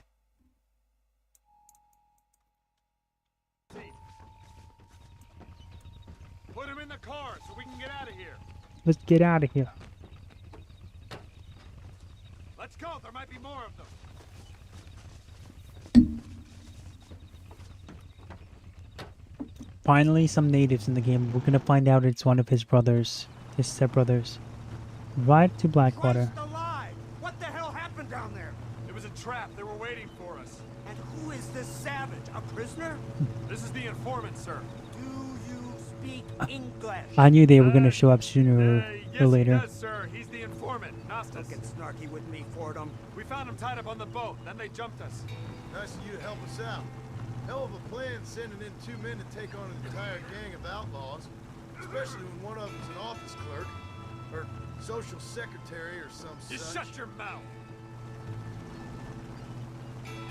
Okay. I would say this. It's like, oh, well, Star Wars Theory says this. He loves Star Wars. It's his whole life. He knows everything about it. So I kind of like, oh, yeah, okay, yeah.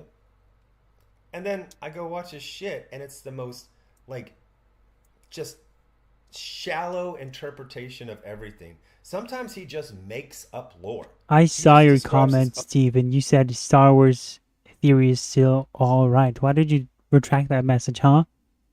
Own headcanon as the actual canon. Also, I don't know. The motor just gave out. Well, fix it, you fool. We need to get this man to a doctor. Of course, sir. It's Dutch's men. Marston, we'll hold them off. Fordham, we'll fix that damn engine. Follow me. We're getting shot again? Okay. his main claim to fame is autistically memorizing decanonized lore from the novels. That's it. That is fucking it. Uh-oh, that's a lot of them. So, I was expressing my displeasure with the birthday party clowns. And somebody made, I think I saved it on my phone, but basically they said, you know, there's a good way to tell who you can trust because they're the people who actually make things. So it's kind of like what I call the makers versus the takers. So the makers will, yeah, they will review different types of media. Told you that's what and it was then going to they be will about. make their own stuff. Told you. Somebody brought up, I'm trying to, is it very obvious when I'm stalling, I start like talking slowly because I'm trying to find something on my phone that I forgot to get ready. So I'll go to screenshots. Okay, so I got 2 of them. Oh, right here. A good test of whether someone is worth following is asking yourself, quote, if all this clown world stuff went away tomorrow, would this YouTuber have something to do? Guys like Razorfist and The Critical Drinker have shown that they can make stuff outside of, and he puts in parentheses rightly, lambasting SJW nonsense. Other guys, not so much. And the clown world stuff might indeed go away. What do you mean? You think that Nerdrotic wouldn't have a job, get a job, support his family somehow as the father? You think like only you existing as in the space of making books and being online, that's the only alternative to just commentary on YouTube? Like, seriously, do you think these people would not be able to make a living? Nimbus says, no way. Theory is a hack. Sir Diesel, Zach is just irritating to listen to. It's Zach with a K, not an H, FYI. Steven, I deleted it because my spelling was bad. Oh, yeah, relatable. He's alright, just way too late in insulting Disney and way too optimistic in Disney for too long. I don't see him as... I mean, I haven't watched enough videos, but he strikes me as somebody who still wants to be kind of sanitized and not get too deep in the, I don't know, the bushes, the wilderness, so to speak, the politics. He doesn't want to get caught up in all the politics stuff, and I think that's his deal here. Yeah, and so he's just gonna shy away from those conversations and try to make himself look good and sometimes throw people under the bus. And I'm not saying he's done it, but that's just what the general vibe I'm getting from him. I've never watched him, but he was on a FNT a few weeks back. Oh, really? Okay. Okay, that's a pretty... In that case, for somebody like him, that's a pretty ballsy move, because I figured he'd not want to be on there just to maintain his reputation, but I guess he was. So yeah, he proved me wrong, but yeah, I wonder if he's actually like that. He was excited while watching Ahsoka because he thought the witches would revive Maul, but then turned on the episode when that didn't happen. Like, dang child. Oh, like a dang child, like a damn child.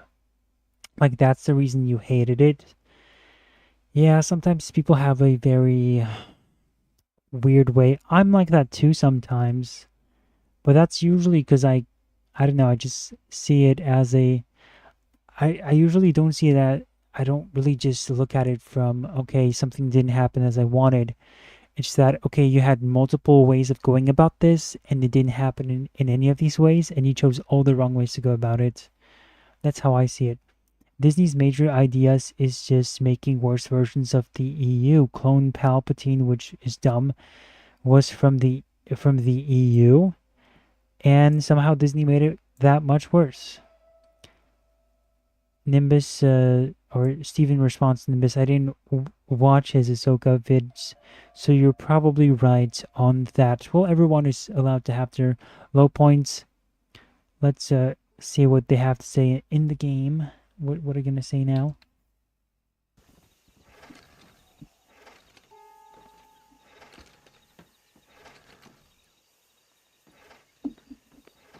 I can't see any more of them. Fordham, are we ready? Yes, sir, I think so. Let's drive. Let's ride. Let's get back to Blackwater. I see what you're saying, Nimbus, that it seems like he'd be fine with Ahsoka if had he had they inserted more fan service like with No Way Home. I see what you're saying, but you know, like you have that with people like Nerdrotic, right? He kind of was positive about Deadpool and Wolverine, even though it was not a good movie, an awful movie, kind of, really. But just because it had fan service, suddenly, you know, everyone has their low points, and I don't think we should just like write off anyone. But it it is a cause for concern, and I will say that with Critical Drinker, it's become much worse. Like he is, I think, incapable of really being honest with himself, and that's my issue with Critical Drinker, who I don't think like. Again, I think maybe I think he has insightful things to point out, but when he just fails a lot more at a lot of things when it comes to just criticism, and I think he's very just more general about stuff, unless it's something that he doesn't like, and it's very subjective and very personal to him, and so that's when he kind of like shows his true or his potential. But when it comes to everything else, he's not being fair. I think in general he's not fair. He said that Star Wars is Skywalker's and lightsabers. He calls Andor series. Wait, hold on. He said that Star Wars is Skywalker's and lightsabers. I mean, isn't that true? It's about the Skywalkers and it has lightsabers. Was he saying that in response to something else, and that made you like, I don't know. Yeah, it's an oversimplification, but was there more to it? Why did he oversimplify? And then he calls Andor a series for art house film snobs. Like, bro, get over yourself.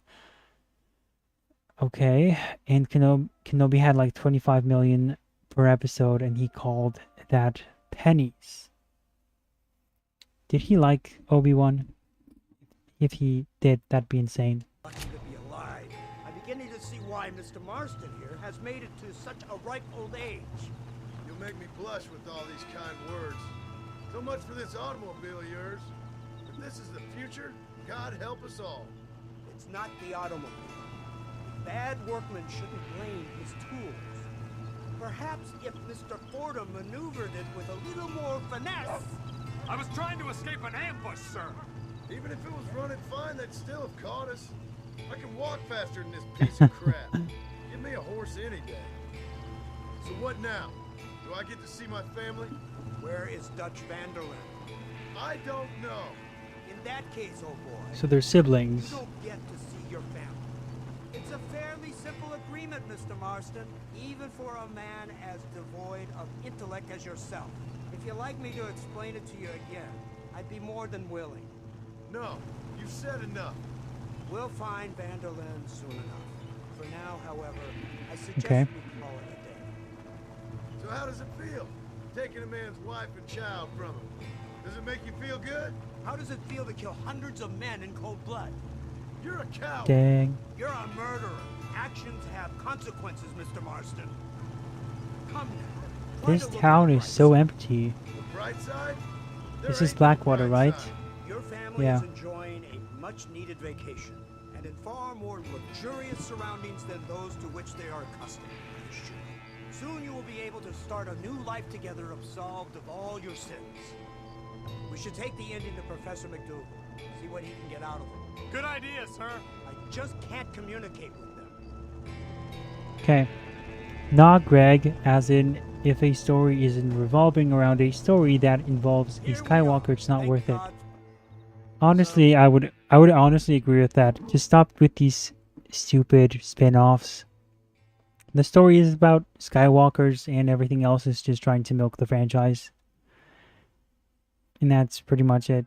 I agree with the overall sentiment. It's like, oh, the Star Wars universe is so big and full of potential storylines and characters. Well, the story was about Star Wars. It literally is about the Skywalkers.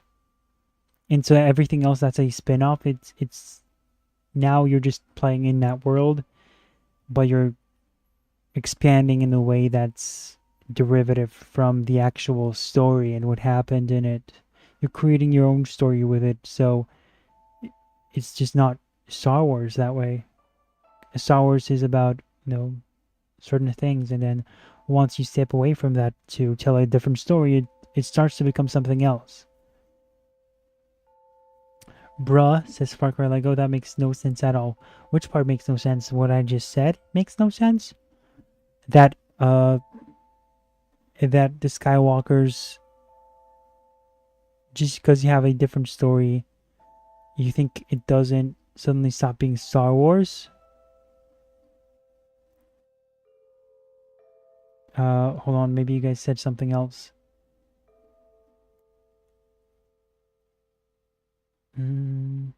So, okay. I guess he doesn't like Force Unleashed then, or the Jedi Knight series. I mean, those could be fun, and I guess like with video games, video games are, generally just derivative product. So I would say like with video games, it's in their nature to be like that usually. So it's like fine. I mean, not talking about like games like Red Dead Redemption, although still, the story is not the focus in video games.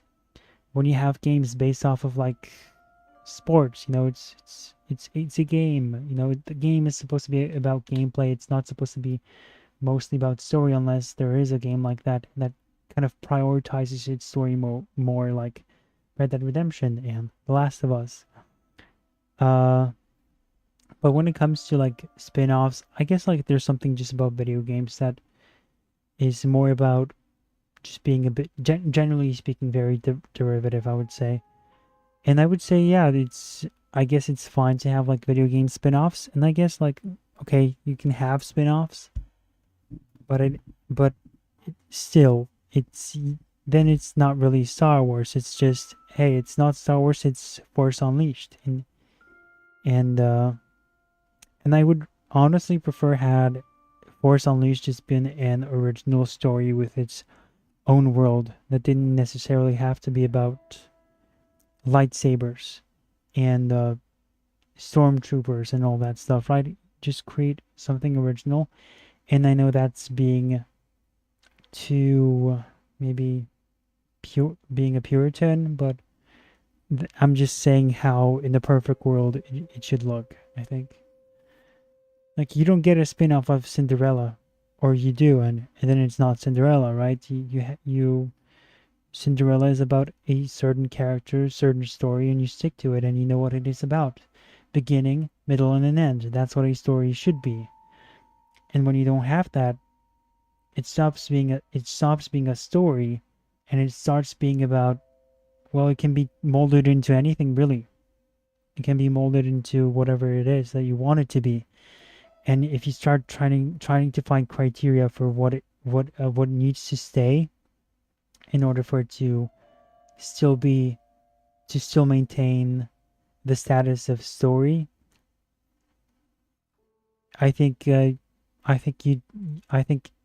comes down to the beginning, middle, and an end, where and the message and what is it about, and not so much the world, not the weapons, not the items, not the world building. I would say that's not the essence of what a story should be. Like, story is about story, obviously.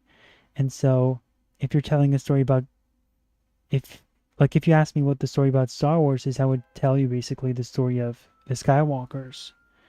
But I would not tell you about what's his name, Diego Luna, Andor. I would not tell you about Rogue One, really.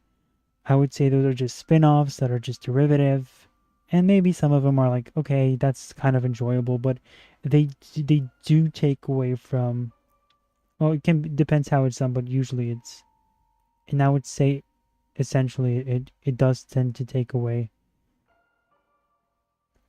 from the original. For someone that talks about the EU, though, and made a channel talking about the lore, like Theory did, it's hypocritical to say that Star Wars is only Skywalkers. It's not, really. Like, is a guy not allowed to like things and still have some kind of like, I like things that go outside of my standards? I'm like, okay, well, that was at least enjoyable. And I still have a passion for this stuff. I have a passion for this lore. But I'm still not going to say that, I'm not going to say that, okay, I enjoyed the story of, I don't know, Tim Drake, therefore I think it's okay for him to be Robin. Like, one doesn't necessarily mean the other. I don't think those things contradict. Or maybe I'm just wrong here. I don't know. I don't think I am. What are you talking about is completely... Oh, what you're talking about is completely separate from what he was. He being who? Who is the he? He was the pronoun person. Oh, this is the office of an anthropologist named McDougal. He was thrown out of Yale for degeneracy. We should tell you something. Indeed. Degeneracy. Helping us deal with the natives in this area. They see him and they presume we're all idiot academics. What do you do? Ah, Mr. Ross, Mr. Fordham. Good. Never mind, I know what he did. What on earth's going on here? Kid got shot in the leg. Beat up pretty good. We'll send a doctor. Now, McDougal, we need information from this fellow about Dutch Vanderland. Can you see what you can find out for us? Do my best, sir. Make sure you do. Professor McDougal has been a good friend of the U.S. government, Mr. Marston, just like you. Why don't you see if you can help him in his study of the native problem in this county? That's a good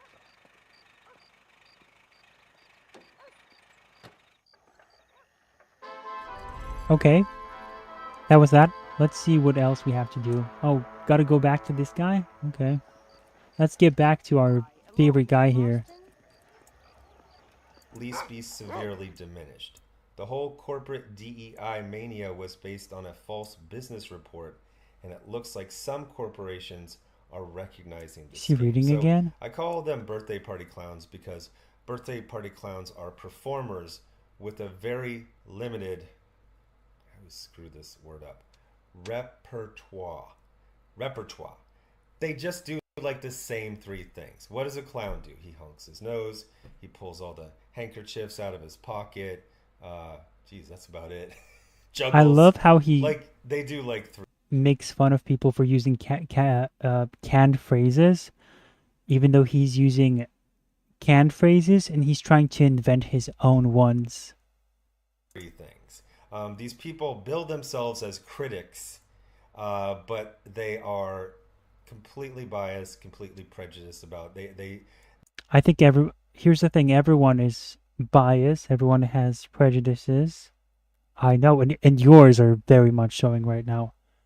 It's being able to kind of like set some of them aside. Sometimes it's impossible, but it can also kind of like expose you to make you see things that somebody else wouldn't, because now you have a perspective that somebody else doesn't. They reviewed Acolyte 4 years ago when it was first announced as a potential project. And if you remember, like Acolyte was like vaporware for years. And then suddenly it's like, oh, they're filming. It's like this was announced like 3 years ago. Can I shoot this window? What do you guys think? But I screenshot this other one. I think, okay, so they said lounge singer female penguin totally worked, although I would have preferred her voice acting be a little more over the top. Montoya has been a lesbian. Oh, so there's a bunch of people complaining that characters that have been lesbians for 10 to 20 years are lesbians in this show. They were using the excuse that this is the 1930s, but it's not the actual 1930s. It's a very simple, I'm going to screw that word up, bowdlerized, just simplified version of the 1930s. So their version of the 1930s is fedoras. People wear fedoras. Like, there's no expertise on the 1930s. Although, isn't it media illiterate to kind of create a world where you don't pay much attention to how you kind of create everything? Like everything in terms of 1940s is kind of just They're for aesthetic reasons. And it's not media literate for sure. Authentic 40s experience.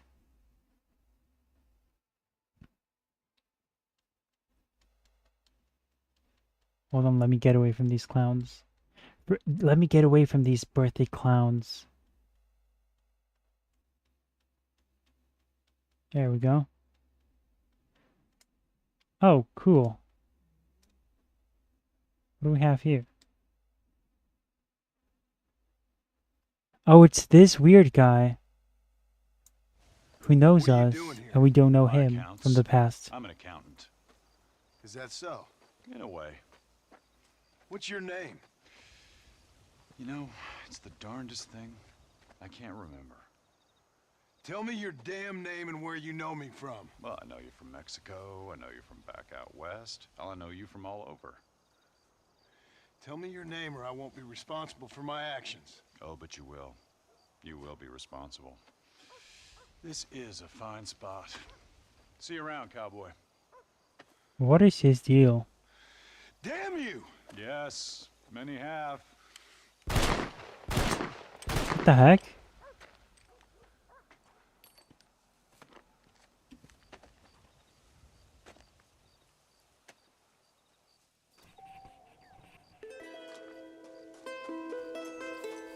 Let's follow him to his barn.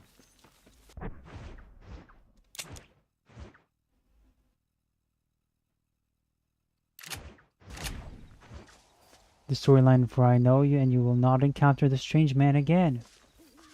That is strange.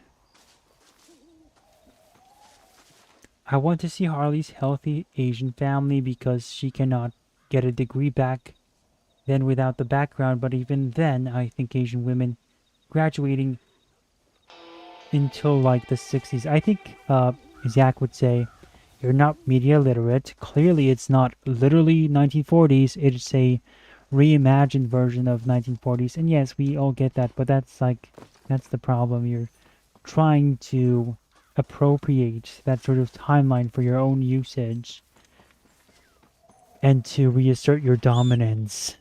And guess what? It is a political choice. It's definitely a choice. And I would say it's politically charged. And yet it only works one way. You can't call it out and criticize it because it'd be you who'd be being unfair. But when they do it, when they're the instigators, it's fine for them to do it. You just have to go with it. Okay? Jim Gordon, now black for all time's sake. Or at least until this whole thing blows over. But how is it gonna blow over if it's not going to, if there's not going to be any opposition to it? Oh, don't ask. Don't ask. You don't have. Just don't think about it. It's really.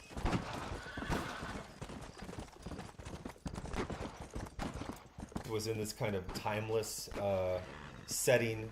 You know, people would have cell phones. People would have computers. I thought I saw a computer, but it was just like one of those. I don't think I did see a computer. Windows with a map drawn on it, like you would see in submarines back in the day. So they hew closer to the 1930s aesthetic while still having a guy who dresses like a bat. But one of their things is like, this can't be the 1930s because there's gays and blacks in it. And it's like, do you think gay people were invented like in the 1980s? Oh no. Like, again, any media literacy, any knowledge of just history, yes, there was gay people in there. If you had media literacy, you'd know that they weren't openly gay. And they did not make up large, and the minorities would not make up large chunks of the population, especially in these positions of power, if you will. What is this place?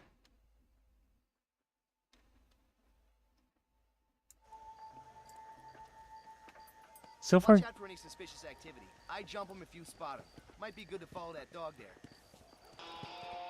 follow. Okay, let's walk with him.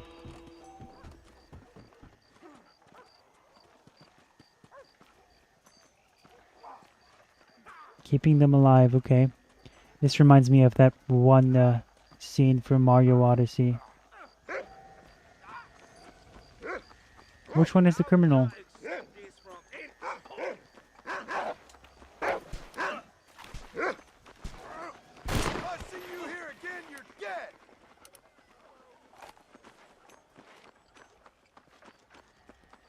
We scared him off. Nice.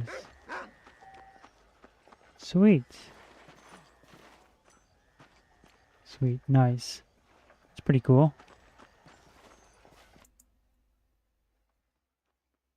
They weren't all hidden until like the 1980s. Especially, again, Germany, New York City. He doesn't know what the word means, honestly. Major cities, Paris. They were out and about, and they were part of the culture. Now, having black detectives, We're talking about Paris. less likely, but it still happened. It's America. Back in those days. And if you think about it, Flass, a corrupt cop, they changed him to black. So that's not any Gordon Goodbrother shit. Like, they're like, let's redesign this notoriously corrupt cop from Batman Year One. Let's make him black and corrupt as shit. And they're not like, I'm corrupt to feed my family that's a victim of... He's just a piece of shit, corrupt cop. And Bullock is as well. Before, Bullock was just kind of like a blowhard. But in this one, he's just straight up like taking bribes from Oswaldo. But yeah, so talks about the flip. Montoya has been a lesbian in comics for about 20 years. Jim and Barbara Gordon being black changes nothing about their characters. They're fast. There were black cops and detectives in some major cities in America, even back in the 1930s. Commissioner, wow. Yeah, that does stretch it. But again, this is not the actual 1930s. This is 1930s aesthetic. So why even go there? Where are we now? Good. For a second, I thought we were somewhere else. These are 22-minute episodes complaining about this sort of thing instead of just enjoying it for what it is. Genuinely depressing to see. The idea that studios are going to remove all gays, women, and never race swap characters is not going to happen. Do people really believe refusing to watch this show will change that? And even so, the idea that even that would sounds like he's reading off of something is laughable. I honestly am fascinated to know what do these people enjoy. Like, what 5 shows do they keep in their background TV rotation? Do they just reread the same comic runs over and over again because they can't handle change? Nobody has to like everything, but the drama and fuss being made about such trivial stuff is just sad. Well, again, super chats were the apple into Eden. Now you have a bunch of redneck pieces of shit who can make a lot of money, way more than they did on the gonna watch a movie. Dog, just making people miserable, but saying, I'm fighting for you. It's the same politician shit. These people are unelected politicians. It's just like that. Hey, I'm on. Damsels causing distress. Our heroes commences his daily regimen. That's Superman right there.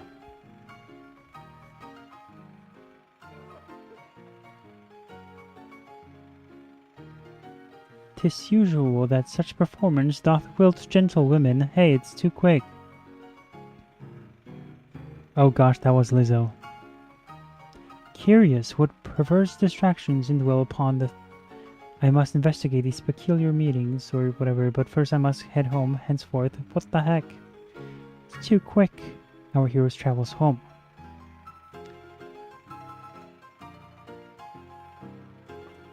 Help, help. Help, help. Hawk, a domestic quarrel is afoot. That was way too quick. What the heck? What madness prevails here? A peculiar mental infirmity possesses my children. Without the least ceremony or remorse, she ceases cooking, cleaning, and all that other stuff women do. Those days are past. I experience such indignities no more. I care not about you nor these insatiable brats. prepared for you. I'm off to smoke opium and copium and die and kill myself. And now the kids kill themselves.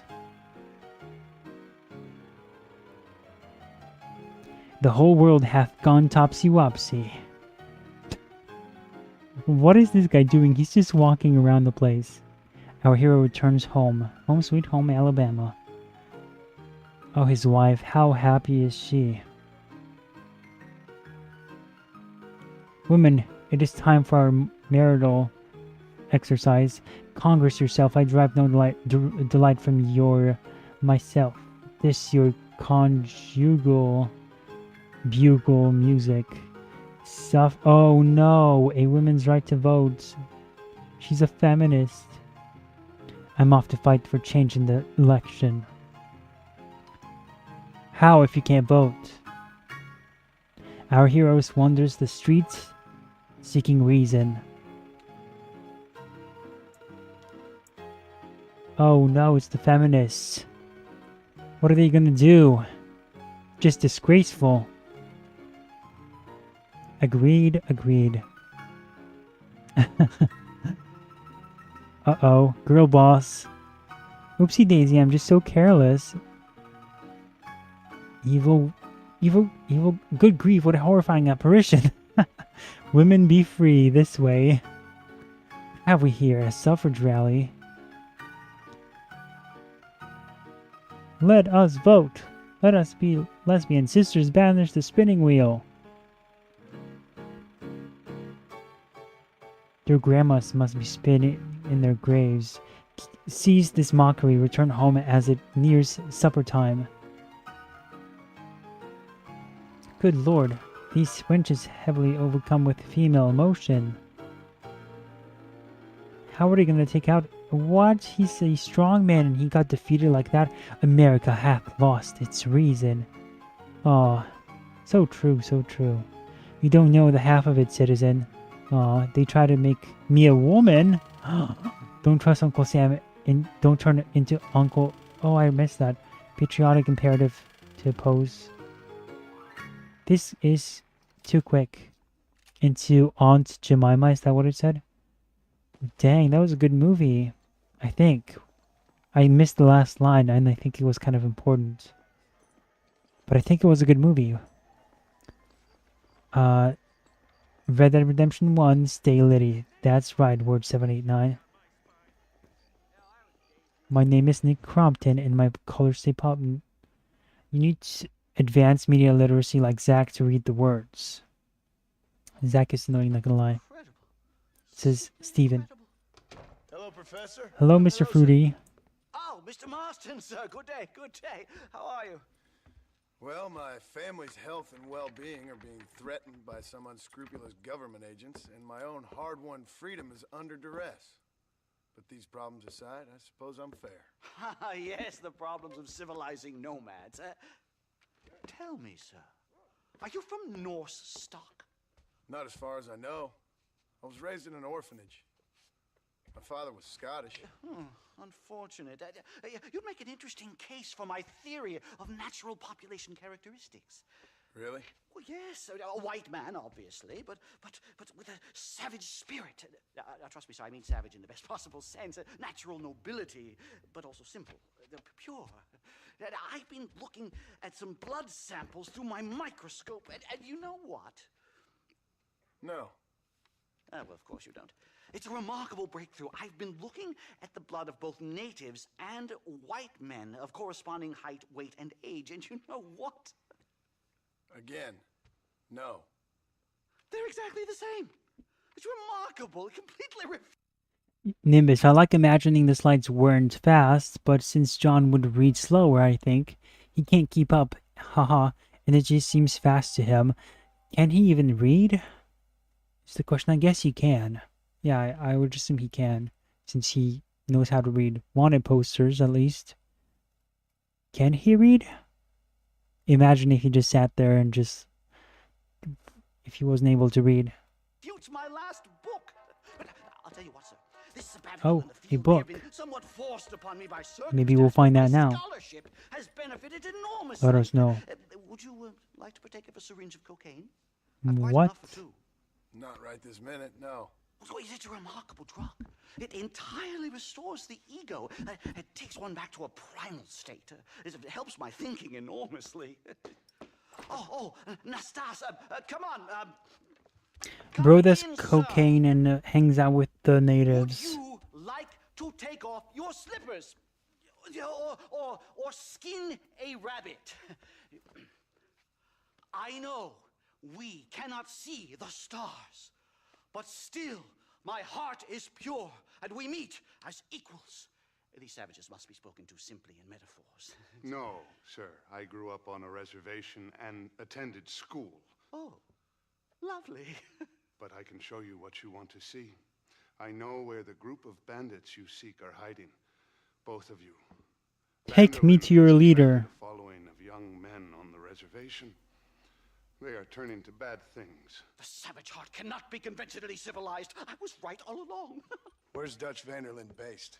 In the hills, in Cochene. Let's go. I know a way there that is not guarded. Marvelous. It's simply marvelous. Amazing. Okay. Time to do our bit for humanity, Mr. Marston. I want the brown one. Get out. Come, Aw. let's hurry. Stay close. That one's kind of brown. Yeah. Right. Your side, yeah. I'll protect you from those damn liberals. People out here. No, Vanderlyn fascinates me. A white man living among natives. A civilized mind turned savage. It's reverse integration or regressive acculturation. I don't know. I haven't found a name I like yet. He was never that civilized. But of course. Edgar Ross mentioned your unique history with the man. Although I was away with the fairies at the time, I must admit. Surfing great waves of euphoria. Well, anyway, yes, some kind of Robin Hood, Oedipus, communist tale of naivete and betrayal, if I remember correctly. We ran in a gang together, Professor. I wouldn't try to read too much into it. It's my job to read too much into everything, dear boy. Don't do it. You're gonna be deemed a YouTuber, a birthday clown. That's sad. I see him. The white man will soon be the end of them. What on earth are you talking about, Nastas? Too much hunting, sir. Your whole society is based around hunting. But we hunt to eat, not for sport. Soon there will be no buffalo left. Who teaches you this nonsense? Extinction is a myth refuted by Darwin. Species don't die, they evolve. Hunting in time will make the buffalo stronger. Are they making fun of evolution? That's hilarious. Meanwhile, all they do all day long is promote Disney Plus. Like, John just hit him with the "it's not that deep, bro." Yeah, that's what I was literally thinking too. all day long. Every single day of the year. It's so funny to see one show end and they're just so desperate. They're like, no more Acolyte? Oh, shit. Oh, Skeleton Crew. That's a Star Wars show for kids. Oh, that sounds stupid. Yeah, the nuance of their insight. Look, if you're just very seriously conservative and you just want to talk politics all day long, go do that. Stop ruining everything for everyone and scaring. One of the reasons I'm so angry is like a couple weeks ago, maybe like a month or so ago, I was working in the yard and just this thought popped into my head, and it was. So the native accused us of or I guess this guy and the white men in general of cutting down all these trees in the future.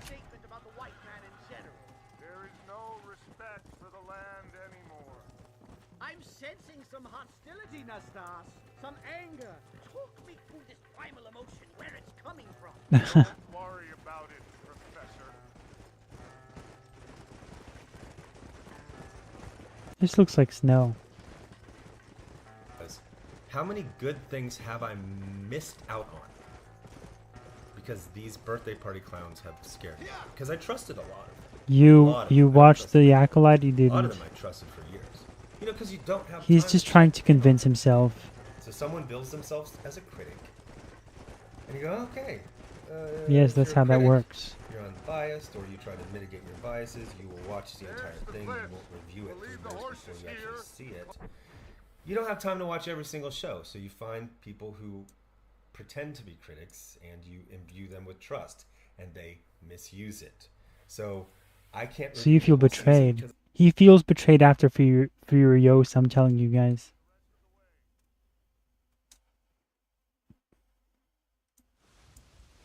And ever since he's become unhinged.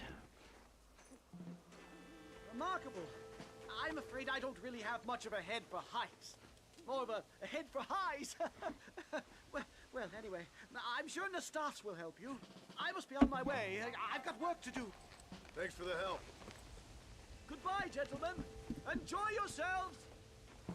Let's get moving, mister. I didn't see the whole season. I watched the first 2 episodes in full.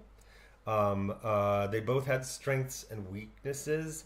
The second one with Clayface was predictable, but it was very well animated. The animation here is really good, except for the vehicles. Oh my god! So it's called 2.5 animation when you mix 2D, or not 2D, but well, yeah.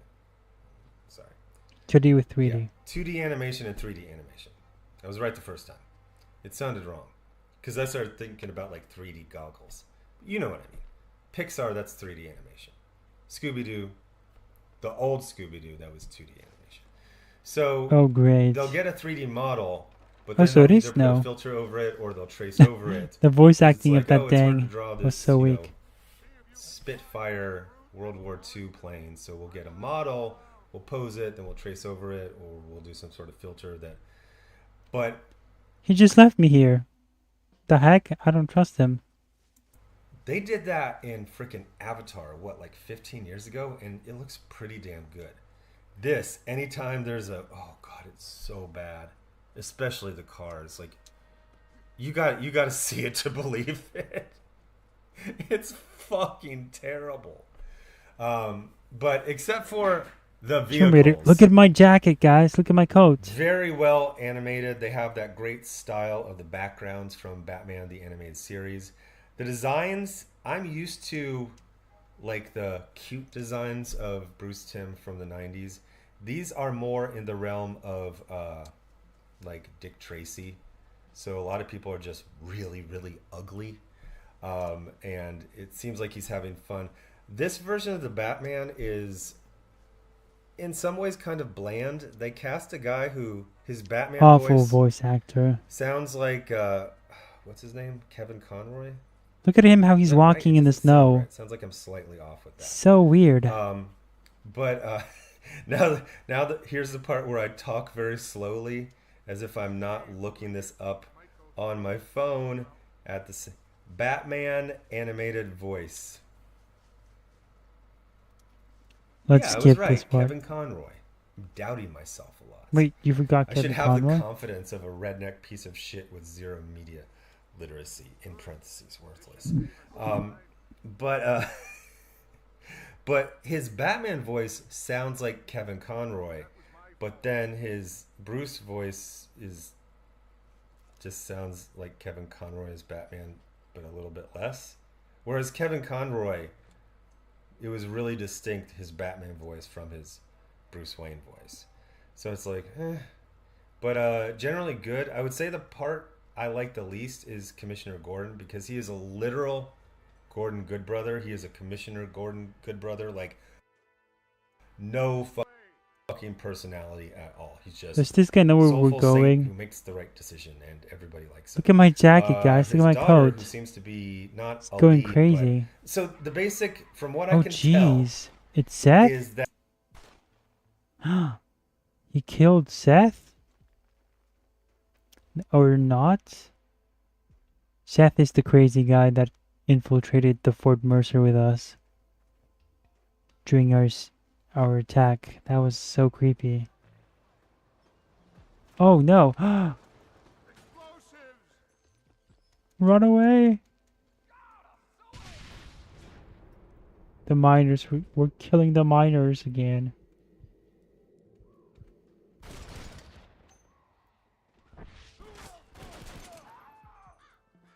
One more.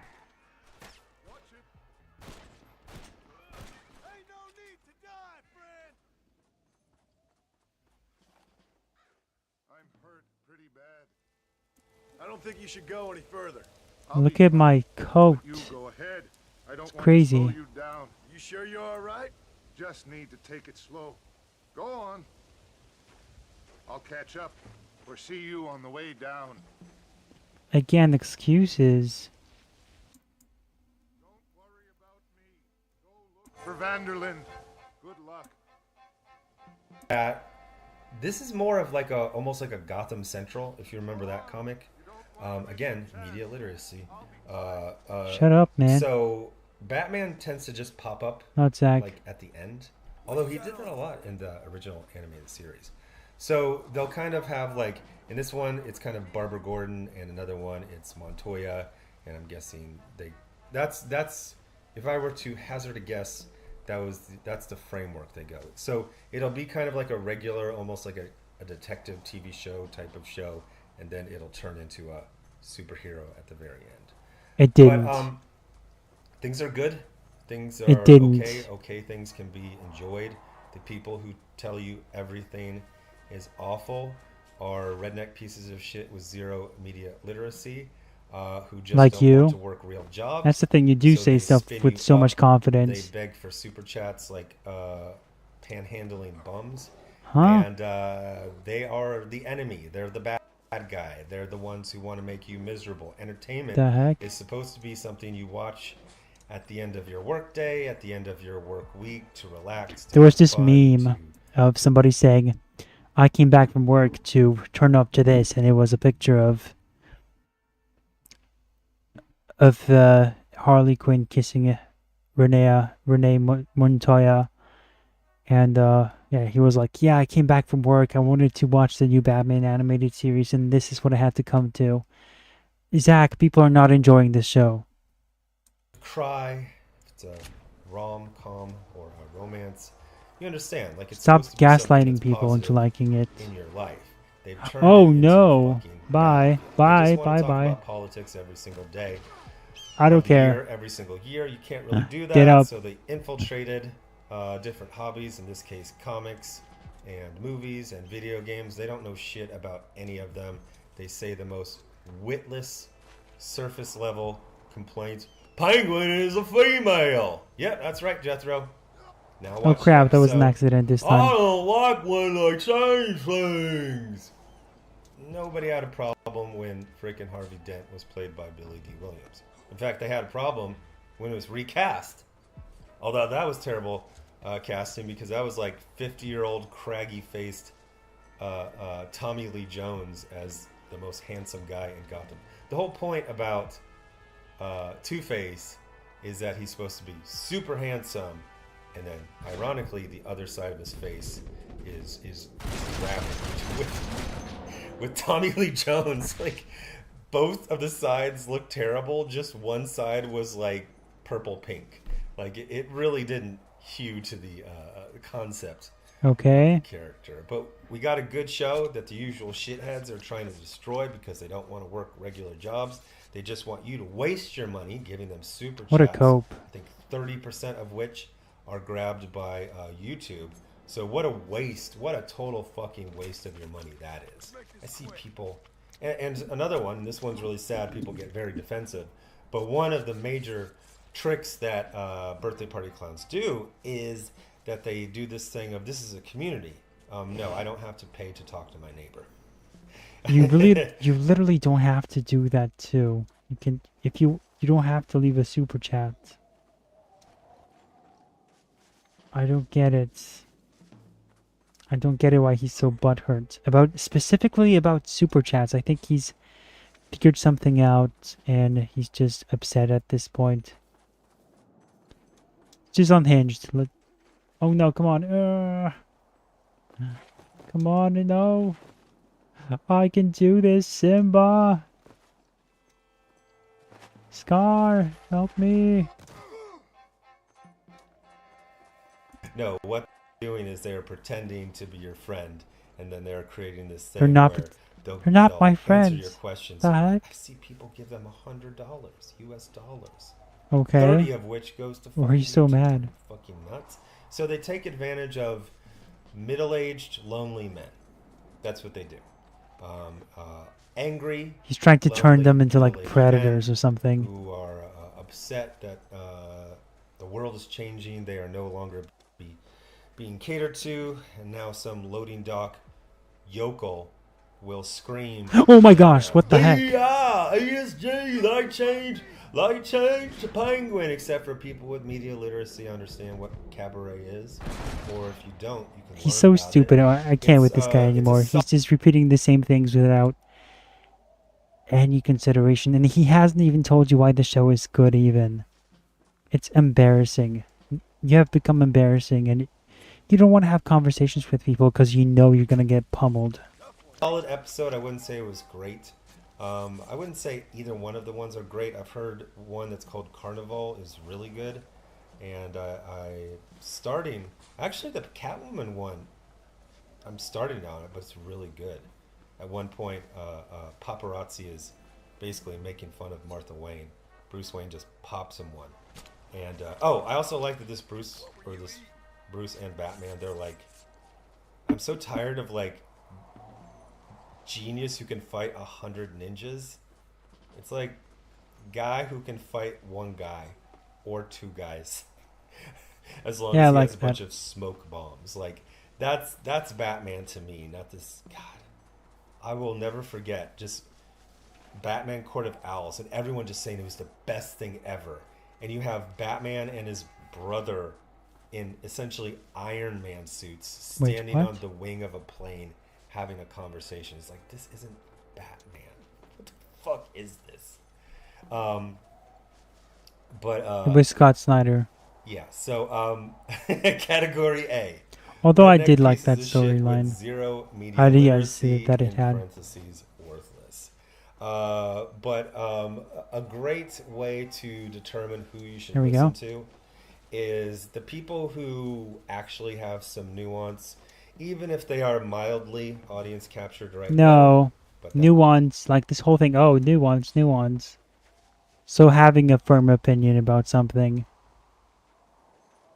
or like saying something that sides with having a bias and being aware of that bias is wrong. I disagree with that. That means they are salvageable. I think you should find a person that is consistent. And playing pretend and nuance, those are like the fence sitters. Those are the most annoying people, the most useless people you will ever come across. Hey, I want it.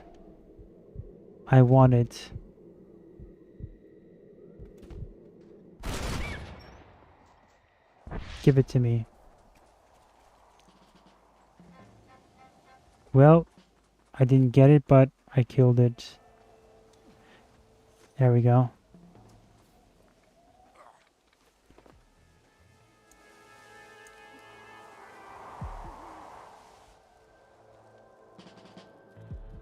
Using those, and he couldn't even see me. How do we do this? Is there a stealth move?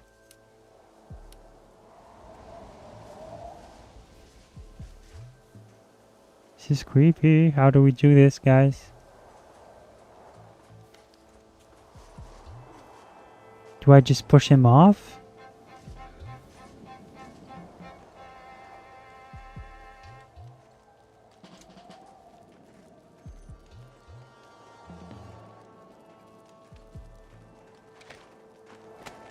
Oh, dang. Didn't work. I don't understand what I'm supposed to do. Just tie him up? I guess so. I thought I could push him off, but I guess not. Oh, I got a knife, right. Shoot him. That's going to alert everyone. And And you can always tell a bum because they'll finish up one live stream and go like literally immediately to another one. They just go from live stream to live stream to live stream, just begging, panhandling. Give me money because I'm fighting the SJWs. Meanwhile, all you do all day long is promote Disney Plus. And don't give me that like, oh, I'm watching it and nobody. No, everybody's watching it. You can go to the comments and all these people are. Nope, I am not watching it. Literally. In the video or in the review. So I am literally not watching any of this stuff. That's the most hilarious part.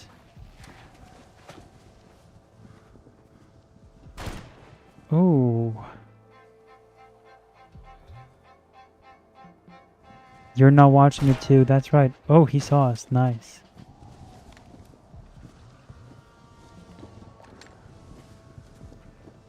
Well, well, well.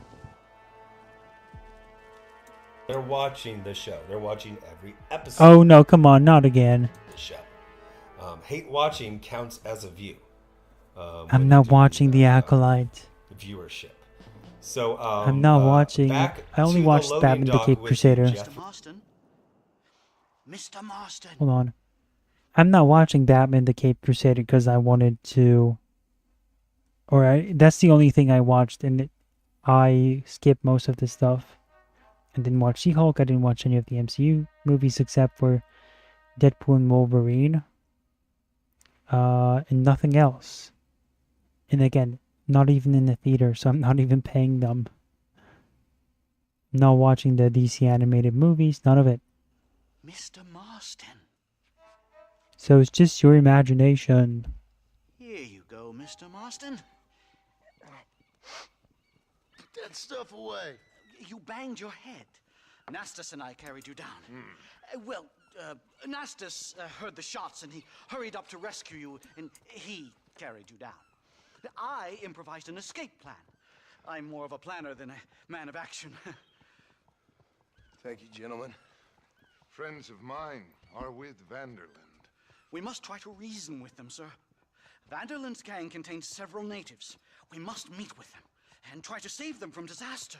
My people have already. This guy looks coked up, like crazy. And now we have brought you civilization. I'm sure it hasn't been easy, but it hasn't been easy for anyone, Nastas. Why, I knew a man in Yale whose father once shot 18 natives in one afternoon out in Wyoming. Oh, the man was quite traumatized. He took to lying with choir boys. For a wise man, you are a very stupid man, mister. Gentlemen, I'm gonna leave you to figure out right from wrong. Later, says Steven. Hey, take care. We're almost done. There's 2 minutes left in this video, and almost done with this mission.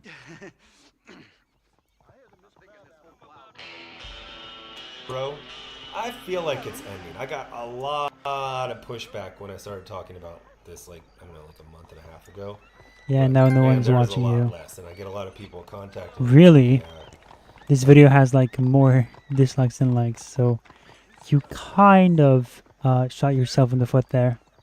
Come back between 7 a.m. and 10 p.m. Where? I was kind of pissed off when you were saying that. Here? But now that I think about it, yeah, I mean, it's like I say. You watch Siskel and Ebert, they'll say Twister is good, Twister is bad. You know what they will not say? Twister's All okay. movies are terrible, just watch Siskel and Ebert. They're not going to say that. It would be insane, because those people actually had education in film. Roger Ebert was not a very successful screenwriter, but he did write some screenplays that were turned into movies, at least one. Such as yourself? He wrote a lot of books that are very well regarded. Can you imagine one of these fucking birthday party clowns trying to write a book? He spit at And it's me? just like all of these movies and streaming shows and video games, and they're just like, whoa, like they can't say anything. They just repeat the same 3 catchphrases. Fucking. And it's one of those things, again, it's like I say it right now, in 5 years it will be considered common knowledge. It's like, yeah, all those guys were redneck pieces of shit with zero media literacy. I think that's going to be about you. Of course they were. No, you loved them. And when I first started criticizing them, you got really, really angry. But Oh no, he thinks he's on the right side of delusion. Oh dang, he killed me? These people, they don't care about How? you. They don't care about any of this stuff. They just want to talk American politics all day long. So they found a way to kind of Well, hide that dang. under the guise of talking about Batman. But they don't give a fuck about Batman at all. They just want to talk about their politics all day long, every day. I like talking And how about boring Batman. is that? But anyway, before I go, tragically, Double Impact was taken. How boring is that? Good and evil. How boring is that? How boring is talking about good and evil and morality and oh, that's too political. You see, he probably doesn't even make that connection. The one connects directly with the other. Off of Tubi before I could finish it, but supposedly it's coming back. I guess that's Tubi's thing. Like they'll have a movie on for like a month or two, take it off, bring it back a month or two later. But they have a ton of other Jean-Claude Van Damme movies. And still time to order Impossible Stars 2, Jawbreakers Forever, and First Kill. They have been printed. They are being sent to the fulfillment center, but have not been received yet. And then it takes time for them to be inducted and processed, so even then, there'll be a couple days. Anyway, thanks for watching.